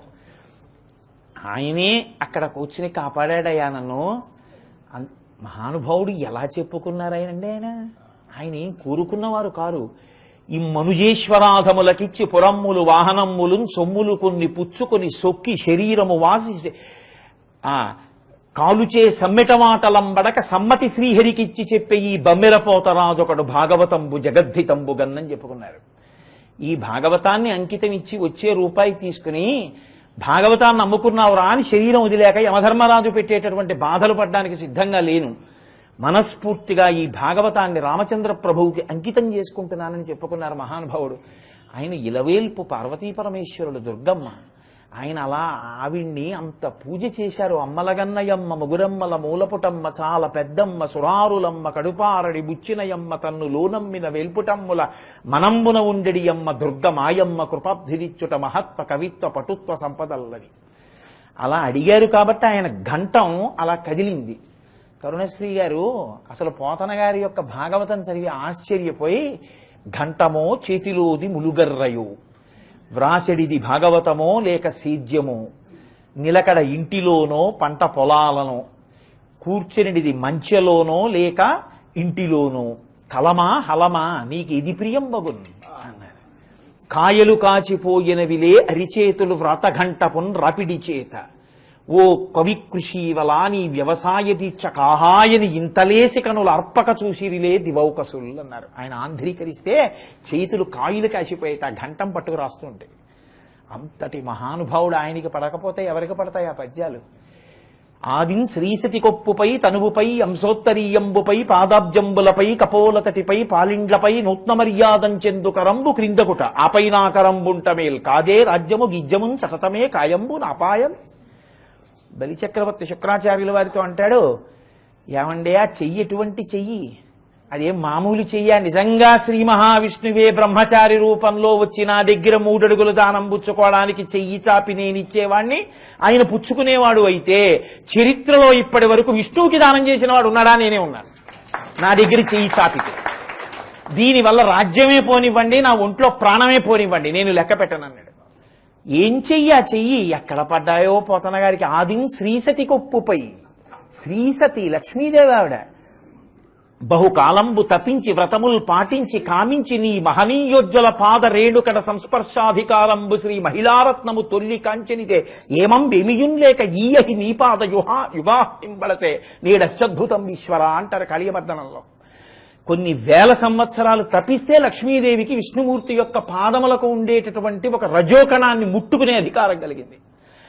అటువంటి లక్ష్మి అందరూ ఆవిడ క్రీగంటి చూపు పడాలని కోరుకుంటే ఆవిడ ఎప్పుడు ఆయన తనని చూడాలని కోరుకుంటుంది. ఆదిన్ శ్రీసతి కొప్పుపై, అమ్మవారి తల మీద చెయ్యి వేసే చెయ్యది ఆ శ్రీ మహావిష్ణువు యొక్క చెయ్యి. ఆదిన్ శ్రీసతి కొప్పుపై, తనువుపై, అమ్మవారి ఒంటి మీద నిమిరే చెయ్యి, తనువుపై అంశోత్తరీయంబుపై, అమ్మవారి కొంగు పట్టుకునే చెయ్యి. కొంగు పట్టుకున్నాడని ఎక్కడుంది? గజేంద్ర మోక్షంలో సిరికింజప్పడు శంఖచక్రయుగమున్ చేదో ఈ సంధింపడే పరివారంబును జీరడభ్రగపతిన్ మన్నింపడ ఆకర్ణికాంతరధమ్మిల్లము చొక్కనొత్తడు వివాద ప్రోద్ధిత శ్రీకుచోపరి చేలాంచలమైన వీడడు గజ ప్రాణావనోత్సాహి. లక్ష్మీదేవి కొంగు విడిచిపెట్టకుండా పరిగెత్తుకెళ్ళాడు ఉందిగా. అడిగెదనని కడువడిదను అడిగిన తన మగడు నుడువడని నెడయడగున్ వెడవెడ సిడిముడి దడబడ నడుగిడు నడుగిడదు జడిమ నడుగిడు నెడలన్నది పోతన గారే ఆంధ్రీకరించారు. ముందు లక్ష్మి వెనక విష్ణువు పరిగెడుతుంటే కాళ్ళల్లో కాళ్ళు పడిపోతాయని ఆ తల్లి ఎంత బెంగెట్టుకుందో తప్ప ఆగకుండా పరిగెత్తింది ఆ తల్లి. ఆ రోజున విష్ణువు చేత. అందుకని ఆదిన్ శ్రీసతి కొప్పుపై తనువుపై అంశోత్తరీయంబుపై పాదాబ్జంబులపై అంటే కాళ్ళు పట్టుకున్నాడు ఆయన. ఇదేంటి లక్ష్మీదేవి కాళ్ళు పట్టుకున్నట్లుగా ఉంది ఏమిటి అంటే, లక్ష్మీదేవి ఒకరు సత్యభామ ఒకరు కాదు కదండి. ఒకప్పుడు పట్టుకున్నాడుగా సత్యభామ కాళ్ళు. జలజాతాసన వాసవాది సురపౌజాభాదనంబై తనచ్చులతాంతాయుధు కన్న తండ్రి శిరమచ్చో వామ పాదంబునం తొలగంత్రో చలతాంగి అట్లు యగునాథుల్ నెరముల్ చేయ బేరలకం చెందిన కాంతలిందు నుచిత వ్యాపారముల్ నేర్తురే. ఎడంకాలతో తన్ని అవతల బారేసింది కృష్ణ పరమాత్మ కిరీటాన్ని. నన్ను భవదీయ దాసుని మనంబునకి నెయ్యపూన్కి అని ఆవిడ కాళ్ళు రెండు గట్టిగా పట్టుకున్నాడా లేదా ఆ రోజున?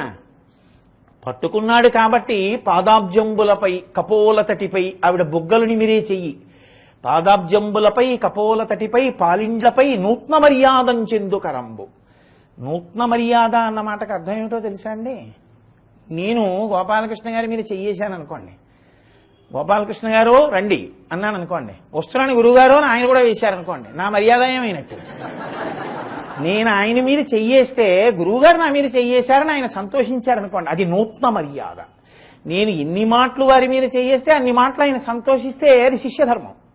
అంతేగాని నేను చెయ్యేస్తే ఆయన చెయ్యేస్తే నూత్న మర్యాదం చెందుకరంబు అంటే ఆయన ఆవిడ మీద చెయ్యేస్తారు కానీ ఆవిడ కూడా ఆయన మీద చెయ్యదు. నూత్న మర్యాదం చెరిందుకరంబు క్రిందకుట, అటువంటి చెయ్యి కిందకెడుతోంది. ఆపైనా కరంబుంటమేల్, నేను ఇచ్చేవాడిని ఆయన పుచ్చుకునేవాడు. లక్ష్మీపతి, ఇంతకన్నా ఏం కావాలయా? కాదే రాజ్యము గిజ్యమున్ సతతమే కాయంబు నాపాయమే.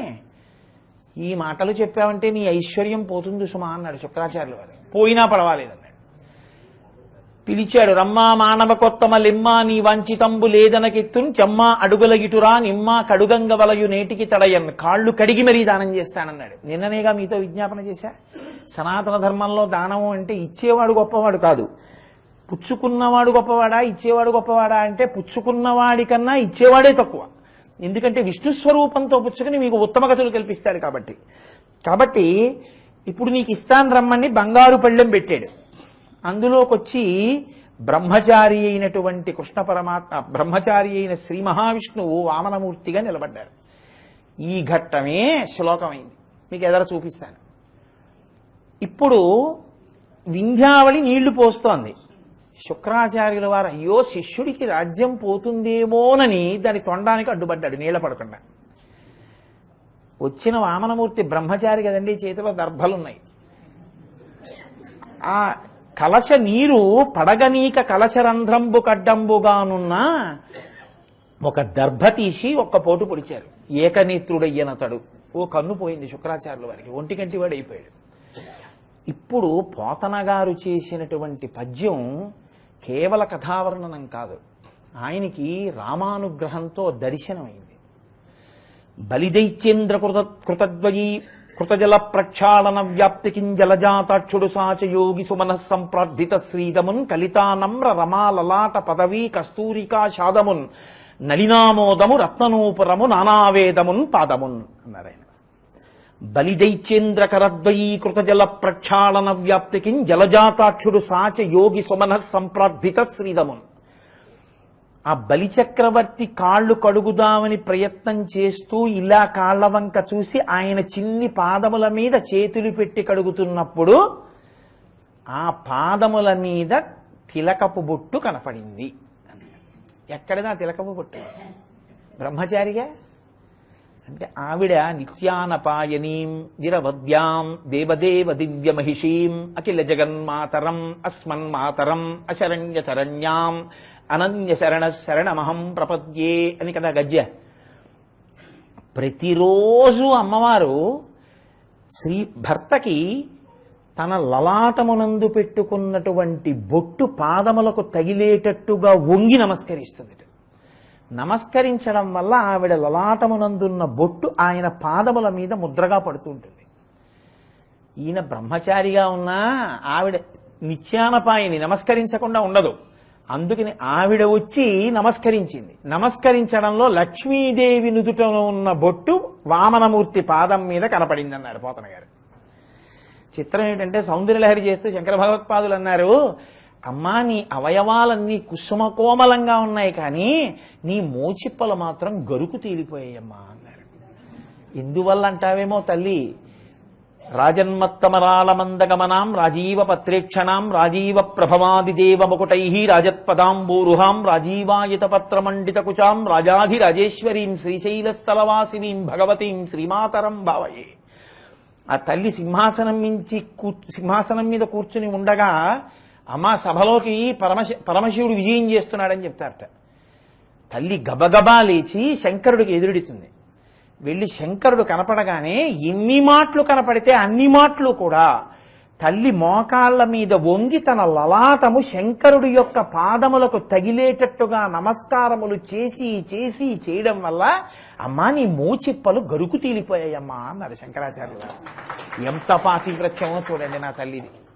అలా బలిదైత్యేంద్రకరద్వయీకృత జల ప్రక్షాళన వ్యాప్తికిం జలజాతక్షుడు సాచ యోగి సుమన సంప్రార్థిత శ్రీదమున్ కలితానమ్రమాలలాట పదవీ కస్తూరికా చాదమున్. పెట్టుకునే బొట్టు కస్తూరి బొట్టు పెట్టుకుంటారు. కస్తూరీ జలకంచితేందు విలసత్ప్రోద్భాసి పాలస్థలిం అని కర్పూరద్రవ మిశ్ర చూర్ణ కపురామోదోల్లసద్వీటికాం లోలాపంగ తరంగతైరితి కృపాసారైర్ నతానందినీం శ్రీశైల స్థలవాసినీం భగవతీం శ్రీమాతరం భావయే అని కదా. కస్తూరి కర్పూరం మొదలైనవి కలిపి బొట్టు పెట్టుకుంటారు. కాబట్టి ఇప్పుడు వామనమూర్తి పాదముల మీద అమ్మవారి లలాటమునందు పెట్టుకున్నటువంటి కస్తూరి బొట్టు కనపడుతోంది. దానితో పాటుగా ఇది శంకర భగవత్పాదులు పరిమళ పరిభోగ సచ్చిదానందే అన్నారు. దానితో పాటు ఏం కనపడుతున్నాయి?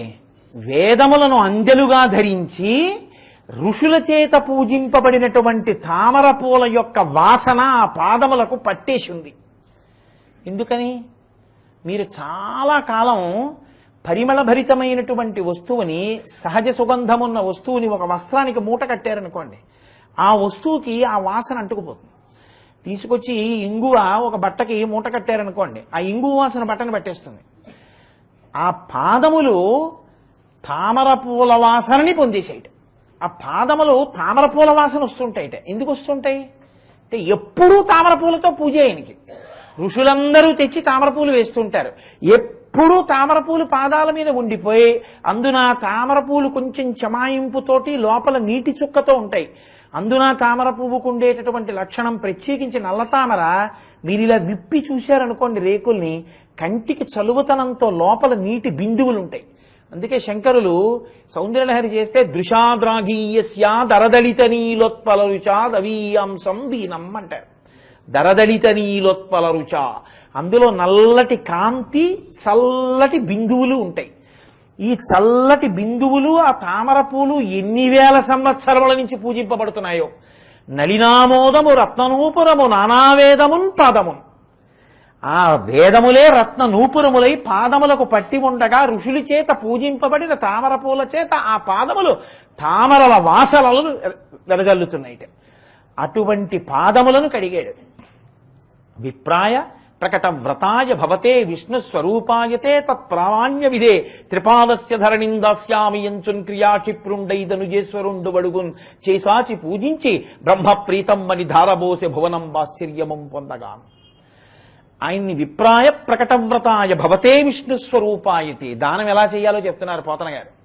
విప్రాయ, ఓ బ్రాహ్మణుడా, ప్రకటే విప్రాయ విష్ణుస్వరూపాయతే, సాక్షాత్తు విష్ణుస్వరూపుడిగా నీకు దానం చేస్తున్నాను. భవతే విష్ణుస్వరూపాయతే తత్ప్రామాణ్య విధే త్రిపాదస్య ధరణిం దాస్యామి యంచున్, 3 అడుగుల నేల నీకు ధారపోసేస్తున్నాను అని త్రిపాదస్య ధరణిం దాస్యామి యంచున్ క్రియాక్షిప్రుండై ధనుజేశ్వరుండు వడుగున్ చేసాచి పూజించి బ్రహ్మప్రీతం అని ధారబోసే. బ్రహ్మ ప్రీతి పొందుగాక, బ్రహ్మము ప్రీతి పొందుగాక అంటూ నీటి ధార విడిచిపెట్టాడు. పోతన గారు అన్నారు, మునిజన నియమాధారను జనితాసుర యువతి నేత్ర జనకళధారన్ ధనుజేంద్ర నిలాధారను ఆ శ్రీ మహావిష్ణువు కొనియ బలి వివర్జిత ధారన్ అన్నారు. ఆ ధార నీటి ధార 3 అడుగులిచ్చిన ధార కాదది. అది ధనుజేంద్ర నిరాధార, ఇంకా బలిచక్రవర్తి నిరాధారం అయిపోయేట్టుగా చెయ్యగలిగిన ధార. అది జనితాసుర యువతి నేత్ర జలకళధారన్, ఇంకా రాక్షసకాంతల కన్నుల వెంట ధారలు కారేటట్టు చేయగలిగిన ధార. మునులకు, సత్పురుషులకు, దేవేంద్రుడికి సుఖాన్ని ఇవ్వగలిగినటువంటి ధార. అటువంటి ధారని విష్ణువు గ్రహించారు అన్నారు. ఇప్పుడు 3 అడుగులు ఇచ్చేశాడు కదండి. బ్రతుకువచ్చుగాక బహువిధంబులనైన వచ్చుగాక లేమి వచ్చుగాక జీవధనములైన చెడుగాక పడుగాక మాట మీరలేడు మానసనుడు అన్నాడు. అతిశయం ఇచ్చేశాడు 3 అడుగులు. ఇచ్చేస్తే ఆయన కొలిచి చూసుకోవాలిగా. వెంటనే ఆయన ఒక పాదంతో భూమినంతటినీ కొలిచేశాడు. ఒక పాదాన్ని పైకెత్తి ఆకాశ మండలాన్ని కొలవాలి. అది పైకి వెడుతున్నప్పుడు ఎలా పెరిగారో చెప్పవలసి వచ్చింది. ఆ పెరుగుతున్నప్పుడు పద్యం పడాలి. అది ఎంత కష్టపడితే పడుతుందండి. ఎన్ని పద్యాలు అయ్యారు అక్కడ అసలు. పోతన గారి సహజ పాండిత్యం, మహానుభావుడికి రామచంద్రమూర్తి కృప. ఇంతంతైవటుడు ఇంతయై మరియు తానింతై అభోవీధిపై అంతై చంద్రునకంతయై ధ్రువునిపై అంతై మహర్వాటిపై అంతై సత్యభుతోన్నతుండగుతు బ్రహ్మాండాంత సంవర్ధి. ఇప్పటికీ మనం ఎవరైనా పెరిగిపోతుంటే ఇంతంతైవటుడు ఇంతయై అంటాం. ఇంతంతైవటుడు ఇంతయై మరియు తానింతై అభోవీధిపై అంతై చంద్రునకంతయై ధ్రువునిపై అంతై అలా పెరిగిపోతూ ఒక్కొక్క లోకాన్ని దాటి వెళ్ళిపోతూ కొలిచేస్తున్నారు. చిత్రం ఏమిటంటే అలా పెరిగిపోతున్నారంటే ఏమర్థం అవుతుంది? అందుకని పెరగకుండా ఉన్నదాన్ని ఒకదాన్ని చూపించి పెరుగుతున్న ఈయన్ని చూపించారు పోతన గారు. సూర్యబింబం ఆకాశంలో ఉంది, అది గుండ్రంగా ఉంది. వామనమూర్తి భూమి మీద ఇంతున్నారు. ఈయన పెరిగితే ఎలా ఉందో చూపించారు. రవిబింబంబుపమింపపత్రమగు ఛత్రమై శిరోరత్నమై శ్రవణాలంకృతి అయి గళాభరణమై సవర్ణ కేయూరమై చెవిమత్ కంకణమై కటిస్థల ముదంచద్ఘంటయై నూపుర ప్రవరంబై పదపీఠమై వటుడుతా బ్రహ్మాండము నిండుతోంది. ఆ సూర్యబింబం ముందైన పెరుగుతుంటే రవిబింబంబుపమింపపత్రమగు ఛత్రమై గొడుగులా ఉంది, ఇలా గుండ్రంగా. అన్ని గుండ్రాలే. మళ్ళీ సూర్యబింబం గుండ్రంగా ఉండేది గుండ్రంగానే కనపడాలి. ఉపమింపపత్రమగు ఛత్రమై శిరోరత్నమై శ్రవణాలంకృతి అయి గళాభరణమై సవర్ణ కేయూరమై చెవిమత్ కంకణమై కటిస్థలి ముదంచద్ఘంటయై నూపుర ప్రవరంబై పదపీఠమై. ఆఖరికి ఆ సూర్యుడు అక్కడ వాడు గొడుగ్గా ఉన్నవాడు ఇక్కడికి పాదాల కిందకి పీఠంగా వచ్చాడు. అంటే ఈయన ఎలా పెరిగారో చూడండి. పదపీఠమై వటుడుతా బ్రహ్మాండము నిండుతోన్. బ్రహ్మాండాలన్నీ నిండిపోయి కొలిచేశాడు. 2వ పాదం కొలిచేస్తుంటే అబ్బో అందరూ ఉత్సాహపడిపోయి దేవతలందరూ బయటకు వచ్చారు. అబ్బా శ్రీమన్నారాయణుడి పాదం పైకొస్తోంది. ఈ గడబిడకి ఎక్కడో తపస్సమాధిలో ఉన్న బ్రహ్మగారు ఉలిక్కిపడి పైకి లేచి వచ్చారు. ఏమిట్రాయి అల్లరంతా మీదన్నారు. ఏమిటి అల్లరంటా ఏమిటి, నిన్ను కన్న తండ్రి నాభికమలంలోంచి పుట్టావుగా, అదిగో మీ నాన్నగారి పాదం వస్తోందన్నారు. నాన్నగారు వస్తే ఏం చేయాలి కొడుకు? నాన్నగారికి ఎదురెళ్ళి కాళ్ళు కడగాలి. అది పుత్రధర్మం.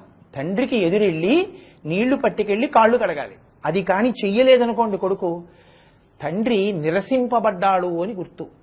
అందుకని ఇప్పుడు ఆయన ఏం చేయాలి? గబగబా కాళ్ళు కడగాలి కదా. ఎదురెళ్ళమ్మా దేవుడు అనుకోకుండా నాన్నగారు వచ్చేసారు. అందుకని ఆయన ఏం చేశాడంటే తను పుట్టిల్లిదే నంచు ఆ బ్రహ్మగారు జలజాతాక్ష నుండు ఆ పాదములను గబగబా తన కమండలూదకములను చల్లించి తత్పాద శేచనముంచేస కమండలూదకములను చల్లించి తత్తోయముల్ వినివీధిన్ ప్రవహించే దేవనదిగా విశ్వాత్మ కీర్తి ప్రభం. ఆయన గబగబా పైకొచ్చేస్తున్నటువంటి పాదం మీద తన కమండలంలో ఉన్నటువంటి నీళ్లు పోసి కడిగేశాడు. కడిగేటప్పటికి బ్రహ్మగారి కమండలంలో నీళ్లు శ్రీమన్నారాయణుడి పాదం మీద పడి కడిగితే అది ఆకాశగంగగా ప్రవహించింది పైన. కాబట్టి తన పుట్టిల్లిద పొమ్మటంచునజుడు తన్నాభి పంకేరుహంబు నిరీక్షించి నటించి ఉన్నత పదంబుంగంచి తత్పాద శేచనముంచేస కమండలూదకములను చల్లించి తత్తోయముల్ వినివీధిన్ ప్రవహించే దేవనదిగా విశ్వాత్మ కీర్తి ప్రభన్. విశ్వాత్మకుడైనటువంటి శ్రీ మహావిష్ణువు యొక్క కీర్తి ప్రభల చేత సాక్షాత్తు చతుర్ముఖ బ్రహ్మగారి కమండలంలోని నీటి చేత కడగబడినటువంటి ఆ పాదోదకం ఆకాశగంగగా ప్రవహించింది. బలిచక్రవర్తి మాట ఏమో గాని శంకరాచార్యులు వారు దీన్ని తీసుకుని అన్నారు, దివ్య ధునీమకరందే అన్నారు. అక్కడికి రండి, దానికోసం అంత దూరం వెళ్లాల్సి వచ్చింది. అయిపోయింది. దివ్య ధునీమకరందే.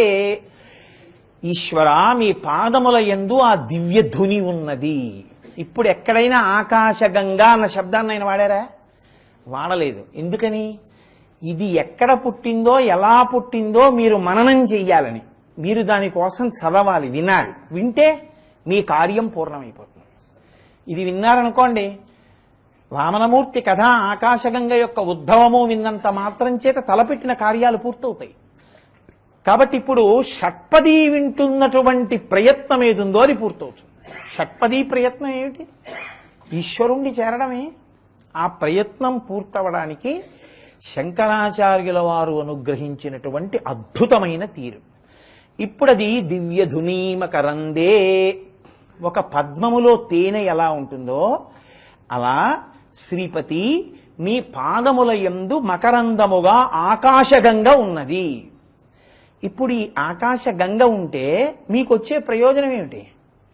తేనె ఎక్కువ తాగారనుకోండి వేడి చేస్తుంది, తేనె ఎక్కువ తాగారనుకోండి మత్తు వస్తుంది, తేనె ఎక్కువ తాగారనుకోండి మగతొస్తుంది, తేనె ఎక్కువ తాగారనుకోండి అది వ్యసనం అవుతుంది. కానీ ఆకాశగంగలో మునిగిన, ఆకాశగంగ తాగిన, ఆకాశగంగని సేవించిన, ఆకాశగంగని తలుచుకున్నా మీకు వెంటనే వచ్చేది ఏది అంటే ఈశ్వరుడి యొక్క కటాక్షమే కలుగుతుంది. శంకర భగవత్పాదులు భజగోవిందం చేస్తూ భగవద్గీత కించిదీత గంగాజలలవ కణికాపీత సకృతపియేన మురారి సమర్చ క్రియతే తస్య యమేన నచర్చ అన్నారు. భగవద్గీతలో ఒక్క శ్లోకాన్ని అర్థం చేసుకుని చదివిన కించిదీత గంగాజలలవ కణికాపీత, గంగానదీ జలములలో ఒక నీటి బొట్టుని తాగిన, గంగాజలలవ కణికాపీత సకృతపియేన మురారి సమర్చ, మనసార ఒక్కసారి మీరు శ్రీ మహావిష్ణువుని పూజించిన, సకృతపియేన మురారి సమర్చ క్రియతే తస్య యమేన నచర్చ. యముడితోటి ఇంక చర్చ ఉండదు. చర్చ ఉండడం అంటే ఆయనతో మనకెందుకండి చర్చ? ఉంటుంది. ఎప్పుడు ఉంటుంది అంటే ఆయన వచ్చి రమ్మంటాడు, మనమేమో ఇవ్వబాదు ఏంటంటే అప్పుడే రానండి అంటాం. అలా కుదరదులే అని ఆయన అంటాడు. ఈ చర్చ ఉండదంటే మీరు మాట్లాడక్కర్లేదు, మీరు వాదులాడక్కర్లేదు. అంటే ఆయనతో వాదులాడక్కర్లేదంటే మిమ్మల్ని శివపార్షదులో విష్ణు పార్షదులో తీసుకెడతారని. అంత శక్తి కలిగినది గంగాజలలవ కణికాపీత. ఒక్క గంగ నీటి బొట్టు తాగితే చాలు. రామాయణంలో వాల్మీకి మహర్షి గంగావతరణం చెప్తూ ఓ మాట అంటారు, భవాంగపతి తంతోజం పవిత్రమితి పస్పృశు అంటారు. అది గంగావతరణ సమయంలో పరమశివుడు యొక్క శరీరాన్ని తాకింది కాబట్టి పవిత్రమైనటువంటి గంగని ఒక్కసారి స్పృశిస్తే తాలు ఊర్ధ్వలోకాలు పొందుతామని, పాపాలు పోతాయని అందులో మనకు వేశారు. భారతీయ ధర్మంలో, సనాతన ధర్మంలో గంగకి ఉన్నంత వైభవం మీకు ఏ నదికి లేదు. గంగే, గంగా స్నానమే. ప్రత్యేకించి కాశీగంగా అంటాం మనం. కాశీగంగా అనేం లేదు, ఆ గంగే హరిద్వార్ వెళ్తే గంగ. మరి కాశీగంగని ఎందుకంటాం? గంగకి ప్రత్యేకత ఏమైనా ఉందా కాశీలో? ఇప్పుడు నేనున్నానండి, నేను కాకినాడ వెళ్తే ఓ ప్రత్యేకతను, హైదరాబాద్ వస్తే ఓ ప్రత్యేకత ఏమి ఉండవు, ఎప్పుడూ ఆ కోటేశ్వరరావే. ఆ గంగే హిమాలయాల్లో పుట్టింది, ఆ గంగే కాశీ వస్తుంది. ఆ గంగే త్రివేణి సంగమం దగ్గరికి ఎడుతుంది, ఆ గంగే హరిద్వార్ ఎడుతుంది. హరిద్వార్ గంగా, అలహాబాద్ గంగా అనరు, కాశీ గంగా అంటారు. ఎందుకనాలి? మీరు ఆలోచించండి. ఒక్కటే కారణం. కాశీ గంగా అని ఎందుకంటారో తెలుసా అండి? కాశీలో ఉన్న గంగ, కాశీ పట్టణమునందు ప్రవహిస్తున్నటువంటి గంగలో స్నానానికి అంత ప్రాముఖ్యత ఎందుకు వచ్చిందంటే, గంగ ఉత్తర దిక్కున పడి బిందు సరోవరంలో దక్షిణ దిక్కుకి ప్రయాణం చేస్తుంది. మనందరం కూడా అనేక యోనులలోంచి బయటికి వచ్చి దక్షిణ దిక్కుకి ప్రయాణం చేస్తాం. దక్షిణ దిక్కుకి యమధర్మరాజు అధిదేవత. అంటే ఈ శరీరాలు పడిపోయి శ్మశానానికి వెళ్ళిపోతుంటాం, వెళ్ళిపోయి మళ్ళీ పుడుతుంటాం. పునరపి జననం పునరపి మరణం పునరపి జననీ జఠరే శయనం జిహ సంసారే బహుదుస్తారే కృపయాపారే పాహిమురారే. రవీంద్రనాథ్ ఠాగూర్ గీతాంజలి చేస్తూ ఒక మాట అంటారు, జనన మరణములు ఇటువంటివి అన్నదాని గురించి చెప్తూ ఆయన ఒక అద్భుతమైన మాట వాడారు. ఒక తల్లి ఒక పసిపిల్లవాడిని ఇటు తొడ మీద పడుకోపెట్టుకుని తన కుడి చేతి వైపు ఉన్న స్తన్యాన్ని వాడి నోటిలో పెట్టి పాలిస్తుంటే పిల్లవాడి కడుపు నిండలేదని గమనించినటువంటి తల్లి ఈ స్తన్యము నుంచి పిల్లవాడిని ఎడమ తొడ మీద పడుకోపెట్టుకుని ఎడమ స్తన్యాన్ని నోటిలో పెట్టడానికి మధ్యలో ఉన్న వ్యవధి ఎటువంటిదో ఈ శరీరాన్ని వదిలి ఆ శరీరంలోకి వెళ్ళడం అటువంటిది అన్నారు. జాతస్య హిధ్రువో మృత్యు పునర్జన్మ ధ్రువస్యచ. పుట్టినవాడు మరణించక తప్పదు, మరణించినవాడు పుట్టక తప్పదు. కాబట్టి గంగ ఉత్తర దిక్కున పుట్టినా దక్షిణానికే వెళుతుంది. దక్షిణానికి వెళ్ళిన గంగ ఎక్కడ మళ్ళీ ఉత్తరానికి తిరిగిందో తెలుసా అండి? కాశీ పట్టణంలో తిరిగింది. అంటే ఏనాడు మళ్ళీ మీ జన్మ మళ్ళీ పుట్టవలసిన అవసరం లేని స్థితిని పొందేటటువంటి ప్రదేశమో అది కాశీ. అందుకని గంగ కాశీలో ఉత్తరానికి తిరిగింది. అందుకని కాశీలో గంగా స్నానానికి ఖ్యాతి అందుకు వచ్చింది. అదేమిటంటే ఆ స్థలానికి అంత శక్తి ఎక్కడదని మీరు అంటారేమో. శ్రీనాథుడు కాశీఖండం చేశాడు. అందులో ఒక అద్భుతమైనటువంటి మాట, నేను ఎప్పుడు చదివిందో స్ఫురణలో ఉందో లేదో నాకు తెలియదు కానీ రామకృష్ణ పరమహంస దివ్య దర్శనమే చేశారు. అందులో వెళ్ళిపోతున్నటువంటి ప్రతి ప్రాణికి పరమేశ్వరుడు మోక్షం ఇస్తాట. అక్కడ మేము కాశీ వెళ్ళాం మా గోపాలకృష్ణ గారి నాయకత్వంలో. వెడుతుంటే నా సామిరంగా ముందంతా వ్యాన్ల మీద శవాలే. హెడ్లైట్ల కాంతిలో చూస్తే ఓహో శవాలు వెళ్ళిపోతుంటాయి. అన్నిటినీ కాశీ తెచ్చి కాల్చేస్తుంటారు. ఎందుకని అంటే ప్రాణోత్క్రమణం అయ్యేటప్పుడు ఉండేటటువంటి బాధ సామాన్యమైన బాధ కాదు. ఆ ఊపిరి అందక పీలుద్దామన్నా ఇంకా ఊపిరి లోపలికి వెళ్ళక కొట్టుకుంటుంటే కాశీపట్టణంలో ప్రాణం పోతుంటేట పాలిండ్లు కదలంగ పసిడిపయ్యద వీచు అచలాధిపుని కూర్మి ఆడుబిడ్డ తూత్కారమునరించి తొండంబు ముక్కున శిఖరారావంబు జిలుకు డుంఠి ప్రత్యక్షమై వచ్చి భాగీరథీ గంగ మృదులహస్తము సాచి మేనునిగురు ప్రథమోత్తముండు భృంగి భయరక్షణార్థము పాలాగ్రమున తీర్చు భసితరేక దక్షిణ శృతి మీదుగా ధాత్రి తెల్లి పెద్ద నిద్రకు మాగన్ను పెట్టువేళ. అప్పుడు పంచజనులకు తారక బ్రహ్మ విద్య అభవుడు ఉపదేశమునరించునప్పుడు కాశీ అన్నారు శ్రీనాథుడు. కాశీఖండం చేస్తూ ఎంత గొప్ప మాట అండి. నిజంగా కాశీలో ఎందుకు మోక్షం వస్తుందో చెప్పారు. పాలిండ్లు కదలంగ పసిడిపయ్యద వీచు అచలాధిపుని కూర్మి ఆడుబిడ్డ. అచలాధిపుడు అంటే హిమాలయ పర్వతం. ఆయన యొక్క ఆడుబిడ్డ అంటే హైమవతి పార్వతీదేవి ఊపిరి అందక కొట్టుకుంటున్న వాడి దగ్గరికి గబగబా వచ్చి వాడి తన తొడ మీద పెట్టుకుని సేద తీరుస్తుందిట. ప్రత్యక్షమై వచ్చి భాగీరథీ గంగ మృదులహస్తము సాచి మీనునిగురు. గంగమ్మ సాకార రూపాన్ని పొంది వచ్చి చల్లటి చేత్తో ఇలా నిమురుతుందిట. ప్రత్యక్షమై వచ్చి భాగీరథీ గంగ మృదులహస్తము సాచి మేనునివురు భూత్కారమునరించి తొండంబు ముక్కున శిఖరారావంబు జిలుకు డుంఠి. ఈ ముక్కులోంచి ఊపిరి అందక కొట్టుకుంటుంటే డుంఠి గణపతి వచ్చి తన తొండాన్ని ఇలా చాపి, ఏనుగు తొండం చివర చల్లగా ఉంటుంది, ఆ చల్లటి తొండాన్ని ముక్కు దగ్గర పెట్టి ఉఫ్ఫు ఉఫ్ఫు అని ఊపిరి అందిస్తాట. ఆ ఊపిరి అందక భయపడిపోతుంటే ప్రథమోత్తముండు భృంగి భయరక్షణార్థంబు పాలాగ్రమున తీర్చు భసితరేఖ. ఆ ప్రథమోత్తముడైనటువంటి భృంగి గబగబా వచ్చి నీకేం భయం లేదయా అని విభూతి రేఖలు పెడతాట లలాట భాగమనందు. దక్షిణ శృతి మీదుగా ధాత్రి తెల్లి. ఇంకా ఏమి మాట వేసేశాడండి శ్రీనాథుడు, పెద్ద నిద్రకు మాగన్ను పెట్టువేళ. మామూలు నిద్రకి మాగన్ను పెడితే లేపుతారు, పెద్ద నిద్రకు మాగన్ను పెట్టువేళ. ఇంకా పెద్ద నిద్రకి మాగన్ను పెడుతున్నాడు అంటే లేవడు. అటువంటి మాగన్ను పెట్టేటటువంటి సమయంలో నాగం పాశంచ ఘంటాం ప్రళయుతవహం సాంకుశం వామ భాగే ఓం త్రయంబకం యజామహే సుగంధిం పుష్టివర్ధనం అని కదా. మా స్వామి ఎక్కడుంటే అక్కడే సుగంధ పరిమళాలు ఉంటాయి. మంచి వాసనలతోటి శంకరుడు గంటలు మోగుతుండగా వస్తాట. వచ్చి ఒక మోకాలు ఉంచి కుడి మోకాలు భూమి మీద ఆంచి రెండు చేతులు ఇలా పెట్టి ఆయన కుడి చెవి దగ్గరికి వంగి, ఎవరు చంద్రోద్భాసిత శేఖరే స్మరహరే గంగాధరే శంకరే సర్పైర్భూషిత కంఠకర్ణ వివరే నేత్రోద్ధ వైశ్వానరే దంతిత్వకృత సుందరాంబరధరే త్రైలోక్యసారే హరే మోక్షార్థం కురుచిత్త వృత్తిమవలాం అంతయిస్తు కింకర్మభి అని శంకర భగవత్పాదులు స్తోత్రం చేసిన మహానుభావుడు.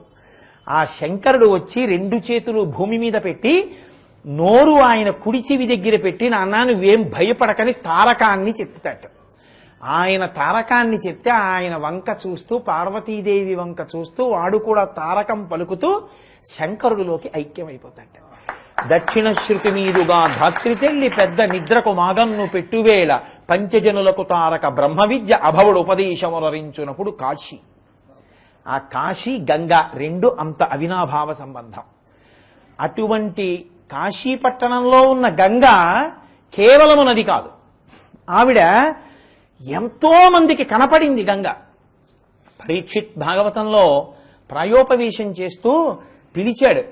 అమ్మా అని పిలిచిన నరు పొమ్మా అని ముక్తి కడకు బుత్తువట. లిమ్మా నీ రూపముతో రమ్మా నాకెదురంగ గంగ రమ్యతరంగా అని పిలిచాడు. అందుకే గంగాష్టకం చేశారు శంకరాచార్యులు వారు గంగ మీద. ఏ నదికి లేదు అష్టకం. మొన్న నేను కంచికామకోటి పీఠానికి వెడితే శంకర విజయేంద్ర సరస్వతి స్వామి వారు ఓ మాట అన్నారు.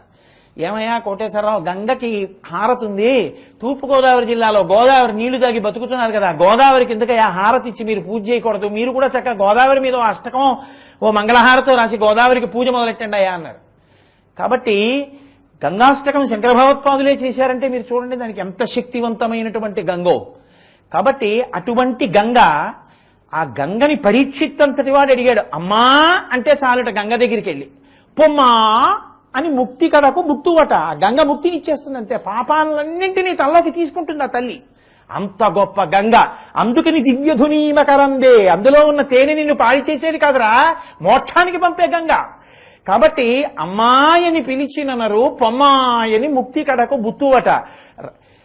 లెమ్మా నీ రూపముతో రమ్మా నాకెదురంగ గంగ రమ్యతరంగా అని అడిగాడు. రమ్యమైన తరంగములతో ఉన్న ఓ గంగా పైకి లేచి అమ్మా నాకు కనపడవా అని అడిగాడు పరీక్షిత్.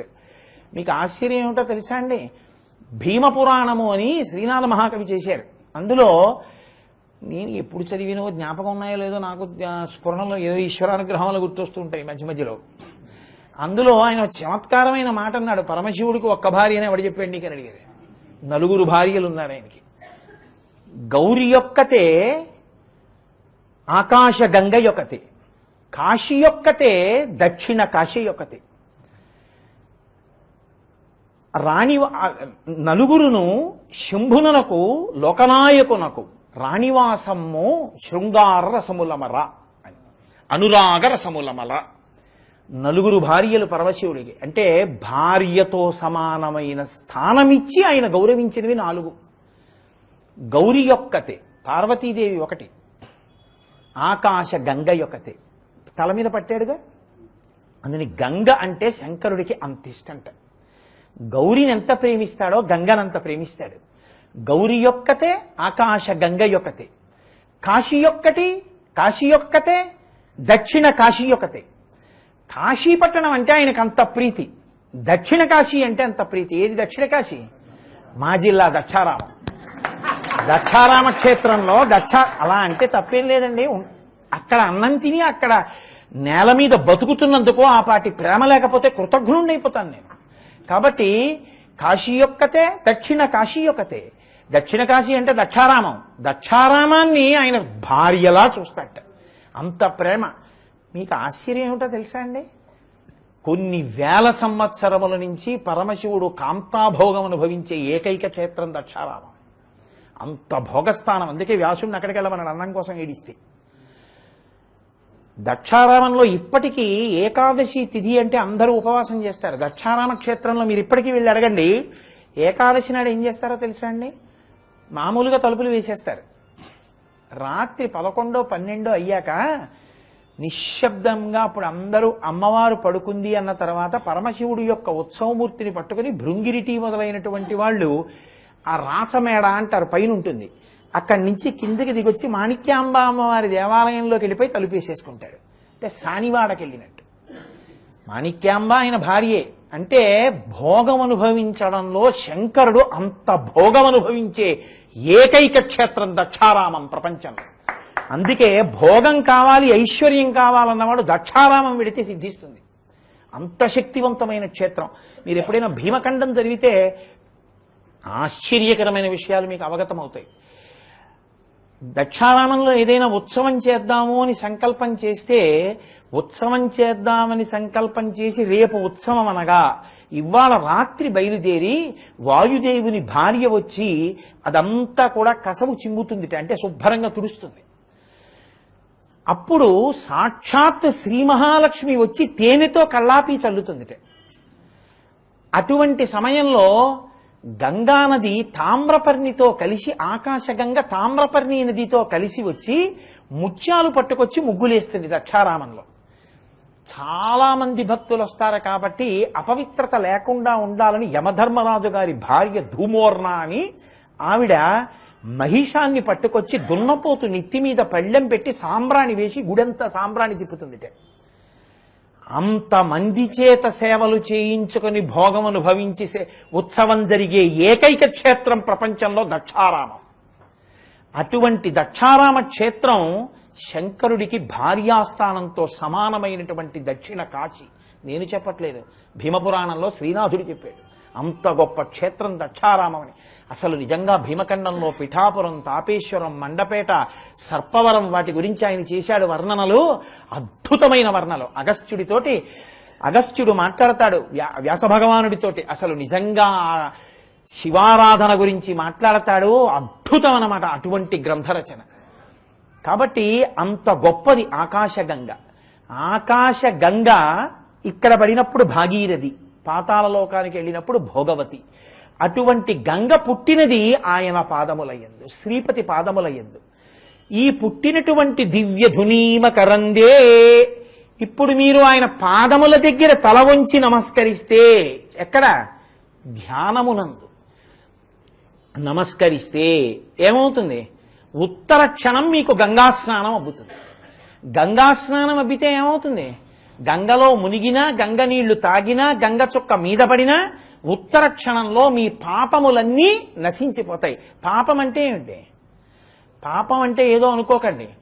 ఈశ్వరుణ్ణి చేరడానికి మీరు చేసేటటువంటి ప్రయత్నంలో మీకు వచ్చేటటువంటి ప్రతిబంధకములకు పాపమని పేరు. ఈశ్వరుణ్ణి చేరకుండా అడ్డొస్తుంది. ఏదో ప్రవచనం విందాం అనుకున్నారనుకోండి, ఆ రోజే ఏదో వచ్చింది, ఎవరో చుట్టాలు వచ్చారు, ఖచ్చితంగా ప్రతిబంధకమే. అందుకే పెద్దలు ఒక మాట చెప్తారు, ఎవరైనా గుళ్ళోకి వెడుతున్నారనుకోండి, మీరు వెళ్ళారనుకోండి, అరేరే మీరు వచ్చారా అన్నారనుకోండి, గుళ్ళోకి వెడదాం అనుకుంటున్నాను మీరు వచ్చారా అన్నారనుకోండి, మీరు వెంటనే ఏమనాలంటే నేను ఇక్కడే నించుంటాను, మీరు వెళ్ళి రండి అన్నారు.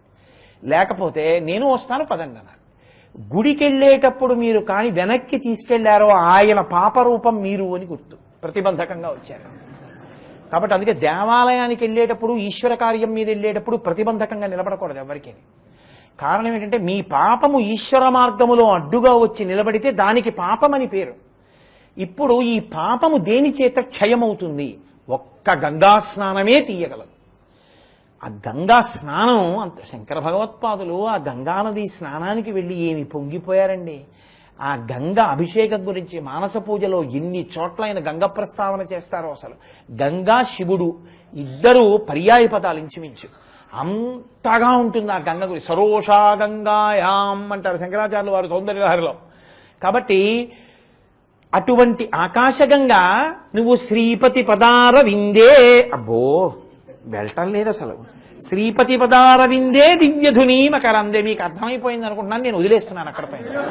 కాబట్టి ఆయన పాదముల యందు ఇలా తల వంచి నమస్కరిస్తే ఆకాశగంగలో మునుక వీసినట్టే మీ పాపములు పోయాయి.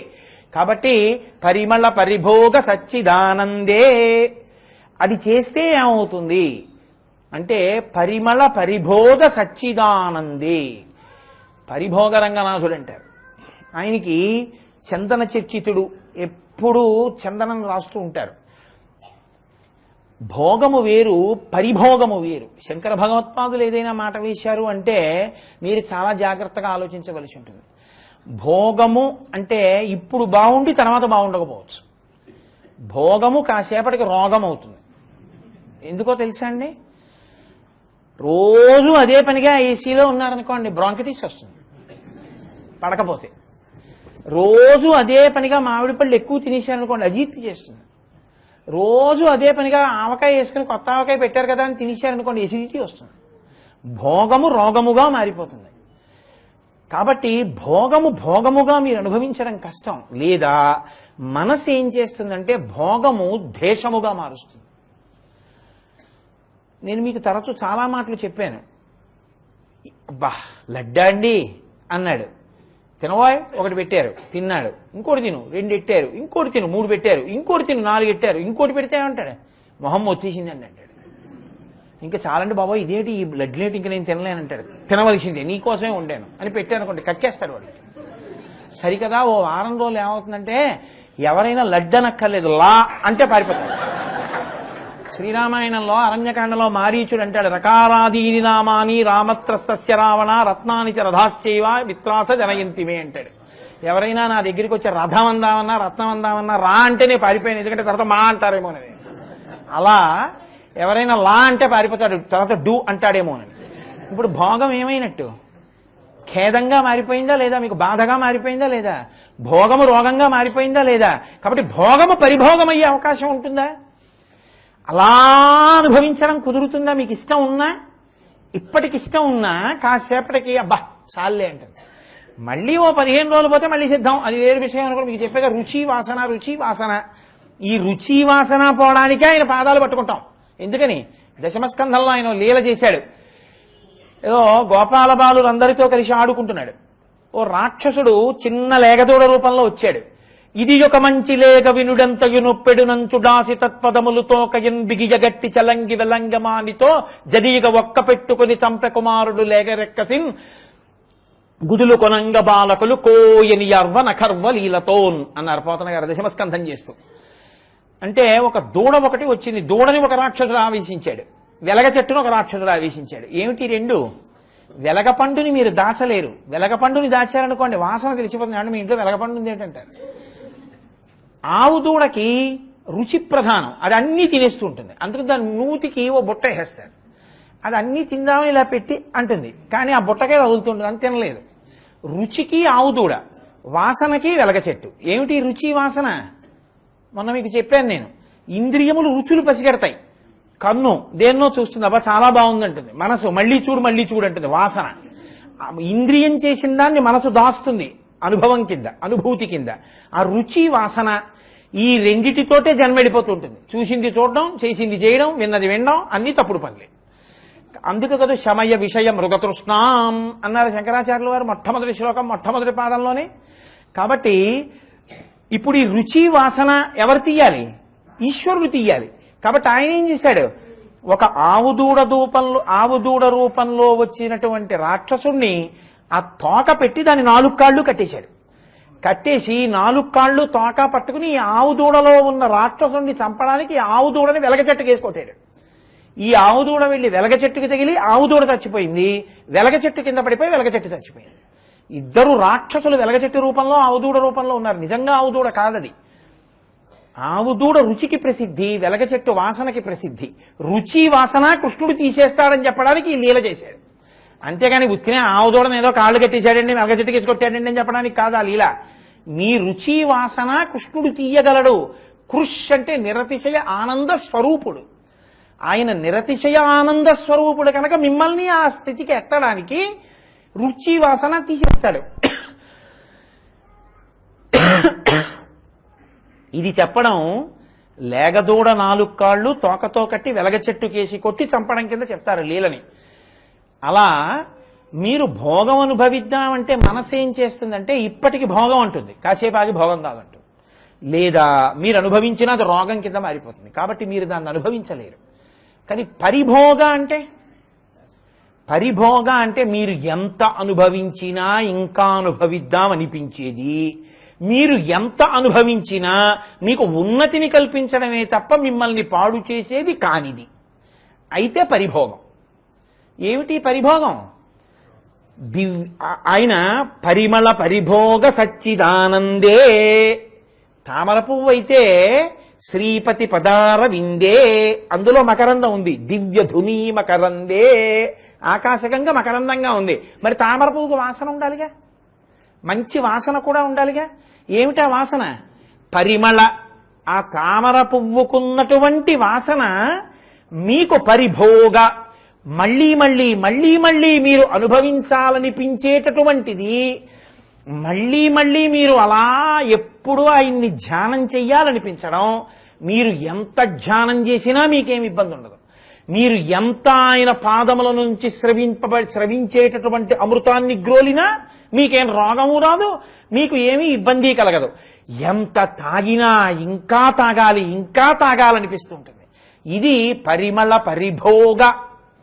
దానికి ఎలా ఉంటుందంటే ఇంకా ఎప్పుడూ అదే తాగాలని కోరిక. అంటే ఎప్పుడూ ఈశ్వరుణ్ణే మనసులో తలుచుకుని ఆ తలుచుకు ఆ ధ్యానావస్థలో భగవంతుని యొక్క పాదార విందముల నుండి స్రవించేటటువంటి మందార మకరంద పానము చేత మత్తెక్కగలిగినటువంటి హృదయమును పొంది ఉండడం. ఇప్పుడు దాని వలన ప్రమాదం ఏమైనా ఉంటుందా? ఏం ఉండదు. ఇదే ప్రహ్లాదుడు అంటాడు, మందార మకరంద మాధుర్యమున తేలు మధుపంబుబోవునే మదనములకు నిర్మల మందాకిని వీచికలతూ రాయంచదనునే తరంగిణులకు లలిత రసాల పల్లవ కాదియై చొక్కు కోయిలజనునే కుటజములకు పూర్ణిందు చంద్రికా స్ఫురిత చకోరక మరుగునే సాంద్ర నిహారములకు అంబుజోదర దివ్యపాదార వింద చింతనామృత పాన విశేషమత్త చిత్తము ఏ రీతి ఇతర విషయంబు చేరనేర్చు ఇనుత గుణశీల మాటలు వెయునేలా అంటాడు. ఇది పరిమళ పరిభోగం అంటే. ఎప్పుడూ కూడా ఆయన పాదములను మనసులో తలుచుకోవడం వల్ల అందులోంచి స్రవించేటటువంటి మందార మకరంద పానము చేసి చేసి చేసి చేసి మత్తెక్కినటువంటి హృదయం ఇంకోటి చూపించి ఇదిగో ఈ విషయం అనుభవించరా అంటే, చిచి అందులో ఏం ఆనందం ఉందంటే నాకెందుకంటే ఆ గొడవంతాను, నాకు వద్దండి అంటాడు. మరి నీకేం కావాలి? ఎప్పుడు సంతతము ఆయన్ని తలుచుకుంటూ ఉండడమే. ఎంత సంతోషం! ఏది చేస్తున్నా ఆయనే. పానీయంబులు త్రాగుతున్ కొడుచుతున్ భాషించుతున్ హాసలీలా నిద్రాదులు చేయుచున్ తిరుగుతున్ లక్షించుతున్ సంతత శ్రీనారాయణ పాద పద్మజుగళీ చింతామృతాస్వాద సంధానుండై మరచెంచులారిసుతుడే తద్విశ్యమున్ భూవర. అన్నిటినీ మరిచిపోయి అంతటా నారాయణుడే. అంతటి ఆనందాన్ని పొందగలిగినటువంటి స్థితి. కంచికామకోటి పీఠాధిపతులు చంద్రశేఖరేంద్ర సరస్వతీ స్వామి వారు 13వ ఏట సన్యాసం. అపురూపమైన సన్యాసం. ఎందుకో తెలుసా అండి, వాళ్ళ అన్నయ్య గారు సన్యసించారు. అప్పటికి ఇంకా 7 రోజులో 8 రోజులో అయింది. వాళ్ళ అన్నయ్య గారు అంటే వాళ్ళ పిన్నమ్మ గారు అబ్బాయి, ఒక్కడే కొడుకు, బాబాయ్ గారు లేరు. అయ్యో సన్యసించేశాడు పాపం, పిన్ని గారు బాధపడుతున్నారు, నువ్వు ఓదారుద్దామని పరమాచార్య స్వామి వారు అమ్మగారు వెళ్ళారు. తగుదునమ్మ అని పరమాచార్య స్వామి వారు వెళ్ళారు. తగుదునమ్మ అనేమిటి మన అదృష్టం. రైలులో కాంచీపురం వెళ్ళి కుమారకోష్టంలో స్నానం చేశారు. జట్కా వచ్చింది. నువ్వు ఎక్కవయా, నిన్ను తీసుకెడతాం ముందన్నారు. పిల్లాడు కదా సరదా జట్కా ఎక్కేశారు. కలవై అని అద్భుతమైన ప్రదేశం, మీరు చూసి తీరాలి నిజంగా. ఆ కలవై తీసుకెడుతూ గుర్రబ్బగ్గీవాడు అన్నాడు, నువ్వు ఇంకింటికి వెళ్ళవన్నాడు. ఏ అన్నారు? కంచికామకోటి పీఠ ఉత్తర పీఠాధిపతి నువ్వే అన్నాడు. అదేమిటది, మా అన్నయ్య గారు ఉన్నారు కదా, నాకు ఇప్పుడు సన్యాసం ఇస్తున్నారా, మా అన్నయ్య దగ్గర ఉండాలా అన్నారు. మీ అన్నయ్య గారి గురువు గారు మహాదేవేంద్ర సరస్వతీ స్వామి వారు మసూచి వ్యాధిగ్రస్తులైతే మీ అన్నయ్య గారు పీఠాధిపత్యం తీసుకుని 8 రోజులో 9 రోజులో అయింది. మా గురువు గారి సేవ చెయ్యని నా జన్మెందుకని ఎవ్వరూ దగ్గరికి వెళ్ళకపోయినా మసూచితో ఉన్న ఈయన లోపలికి వెళ్ళి సేవ చేశారు. పెద్ద గురువు గారు వెళ్ళిపోయారు, ఈయనకి మసూచి వచ్చి ఈయన వెళ్ళిపోయారు. కంచికామకోటి పీఠానికి పీఠాధిపతులు లేరు. అందుకని మీకు ఇచ్చేస్తున్నారు పీఠాధిపత్యం అన్నారు. ఎన్నేళ్ళలో తెలుసా అండి? 13 ఏళ్ళు. ఏమీ తెలియదు, సత్యదండం పట్టుకోవడం కూడా రాదు. గుర్రబ్బగ్గీలో తీసుకెడుతుంటే సద్యన్నం తినే అలవాటు ఉన్నవాడిని నాకు పీఠాధిపత్యం ఏమిటని బోర్లా పడుకుని రామనామని చెప్తూ ఏడిచారు.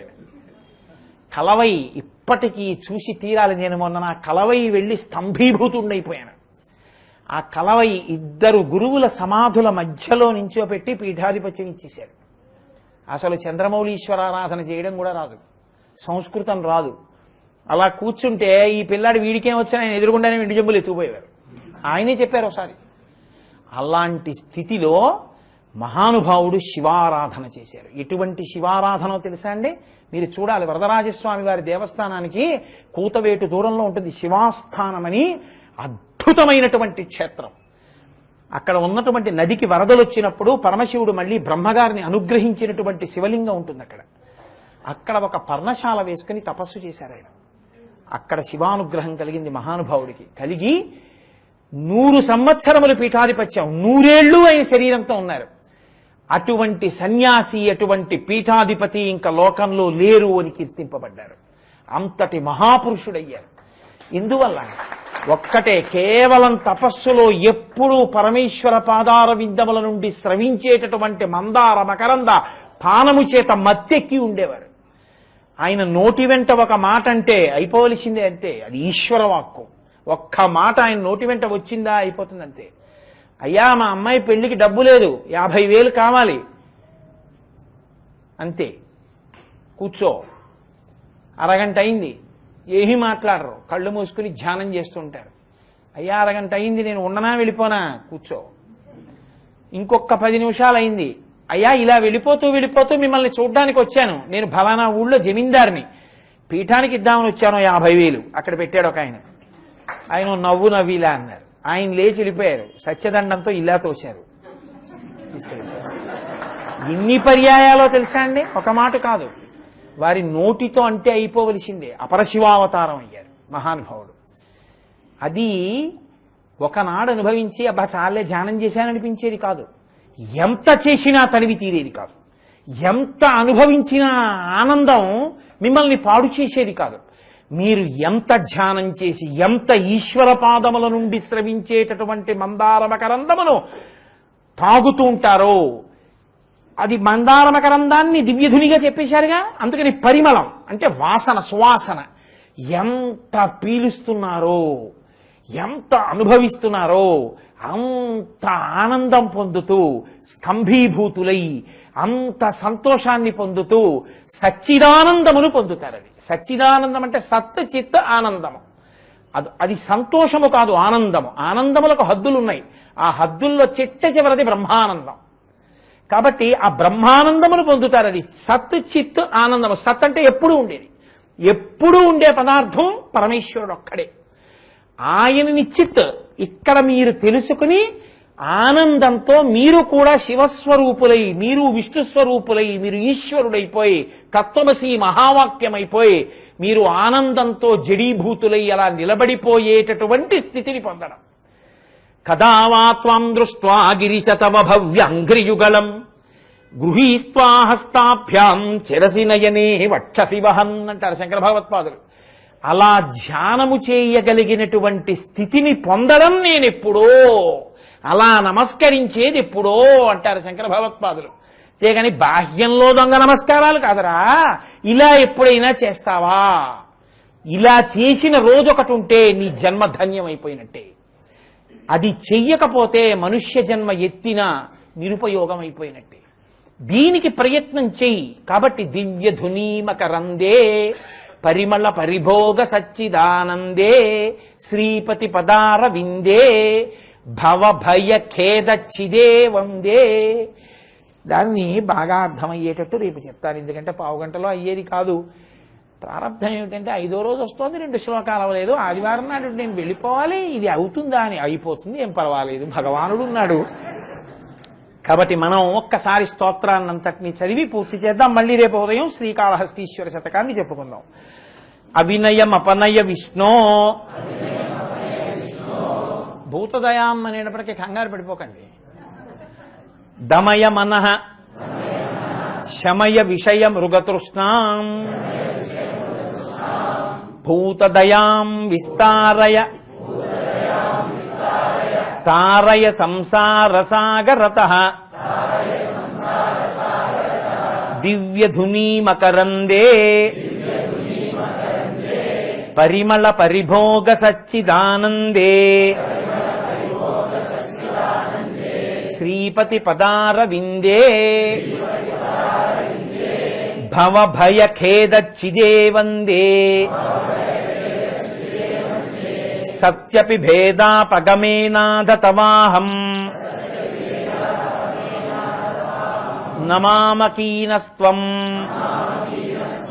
సాముద్రో హి తరంగః క్వచన సముద్రో నతారంగః ఉద్ధృతనగ నగభిదనుజ ధనుజకులామిత్ర మిత్ర శశిదృష్టే దృష్టే భవతి ప్రభవతి నభవతి కిం భవతిరస్కారః మత్యాదిభిరవతారై అవతారవతావతా సదా వసుధాం పరమేశ్వర పరిపాల్యో భవతా భవతాపభీతోహం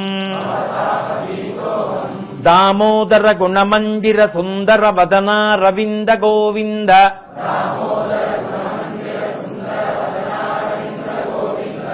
భవజలధి మదన మందర పరమందరమపనయ త్వం మే నారాయణ కరుణామయ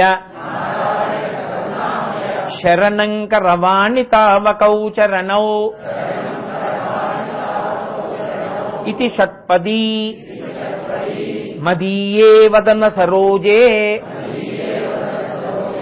सदा वसतु मंगलाशासनपरैः मदाचार्य पुरोगमैः सर्वैश्च पूर्वैराचार्यैः सत्कृतायास्तु मंगलम् मंगलम् कौसलेन्द्राय महनीय गुणात्मने चक्रवर्ति तनूजाय सर्वभौमाय मंगलम् उमाकान्ताय कान्ताय कामितार्थप्रदायिने श्रीगिरीशाय देवाय मल्लिनाथाय मंगलम् करचरणकृतं वा कर्मवाक्कायजं वा श्रवणनैनजं वा मानसं वापराधं विहितमविहितं वा सर्वमेत्तक्षमस्व शिव शिव करुणाब्धे श्रीमहादेव शम्भो सर्वं श्री उमामहेश्वर ब्रह्मार्पणमस्तु। स्वस्ति।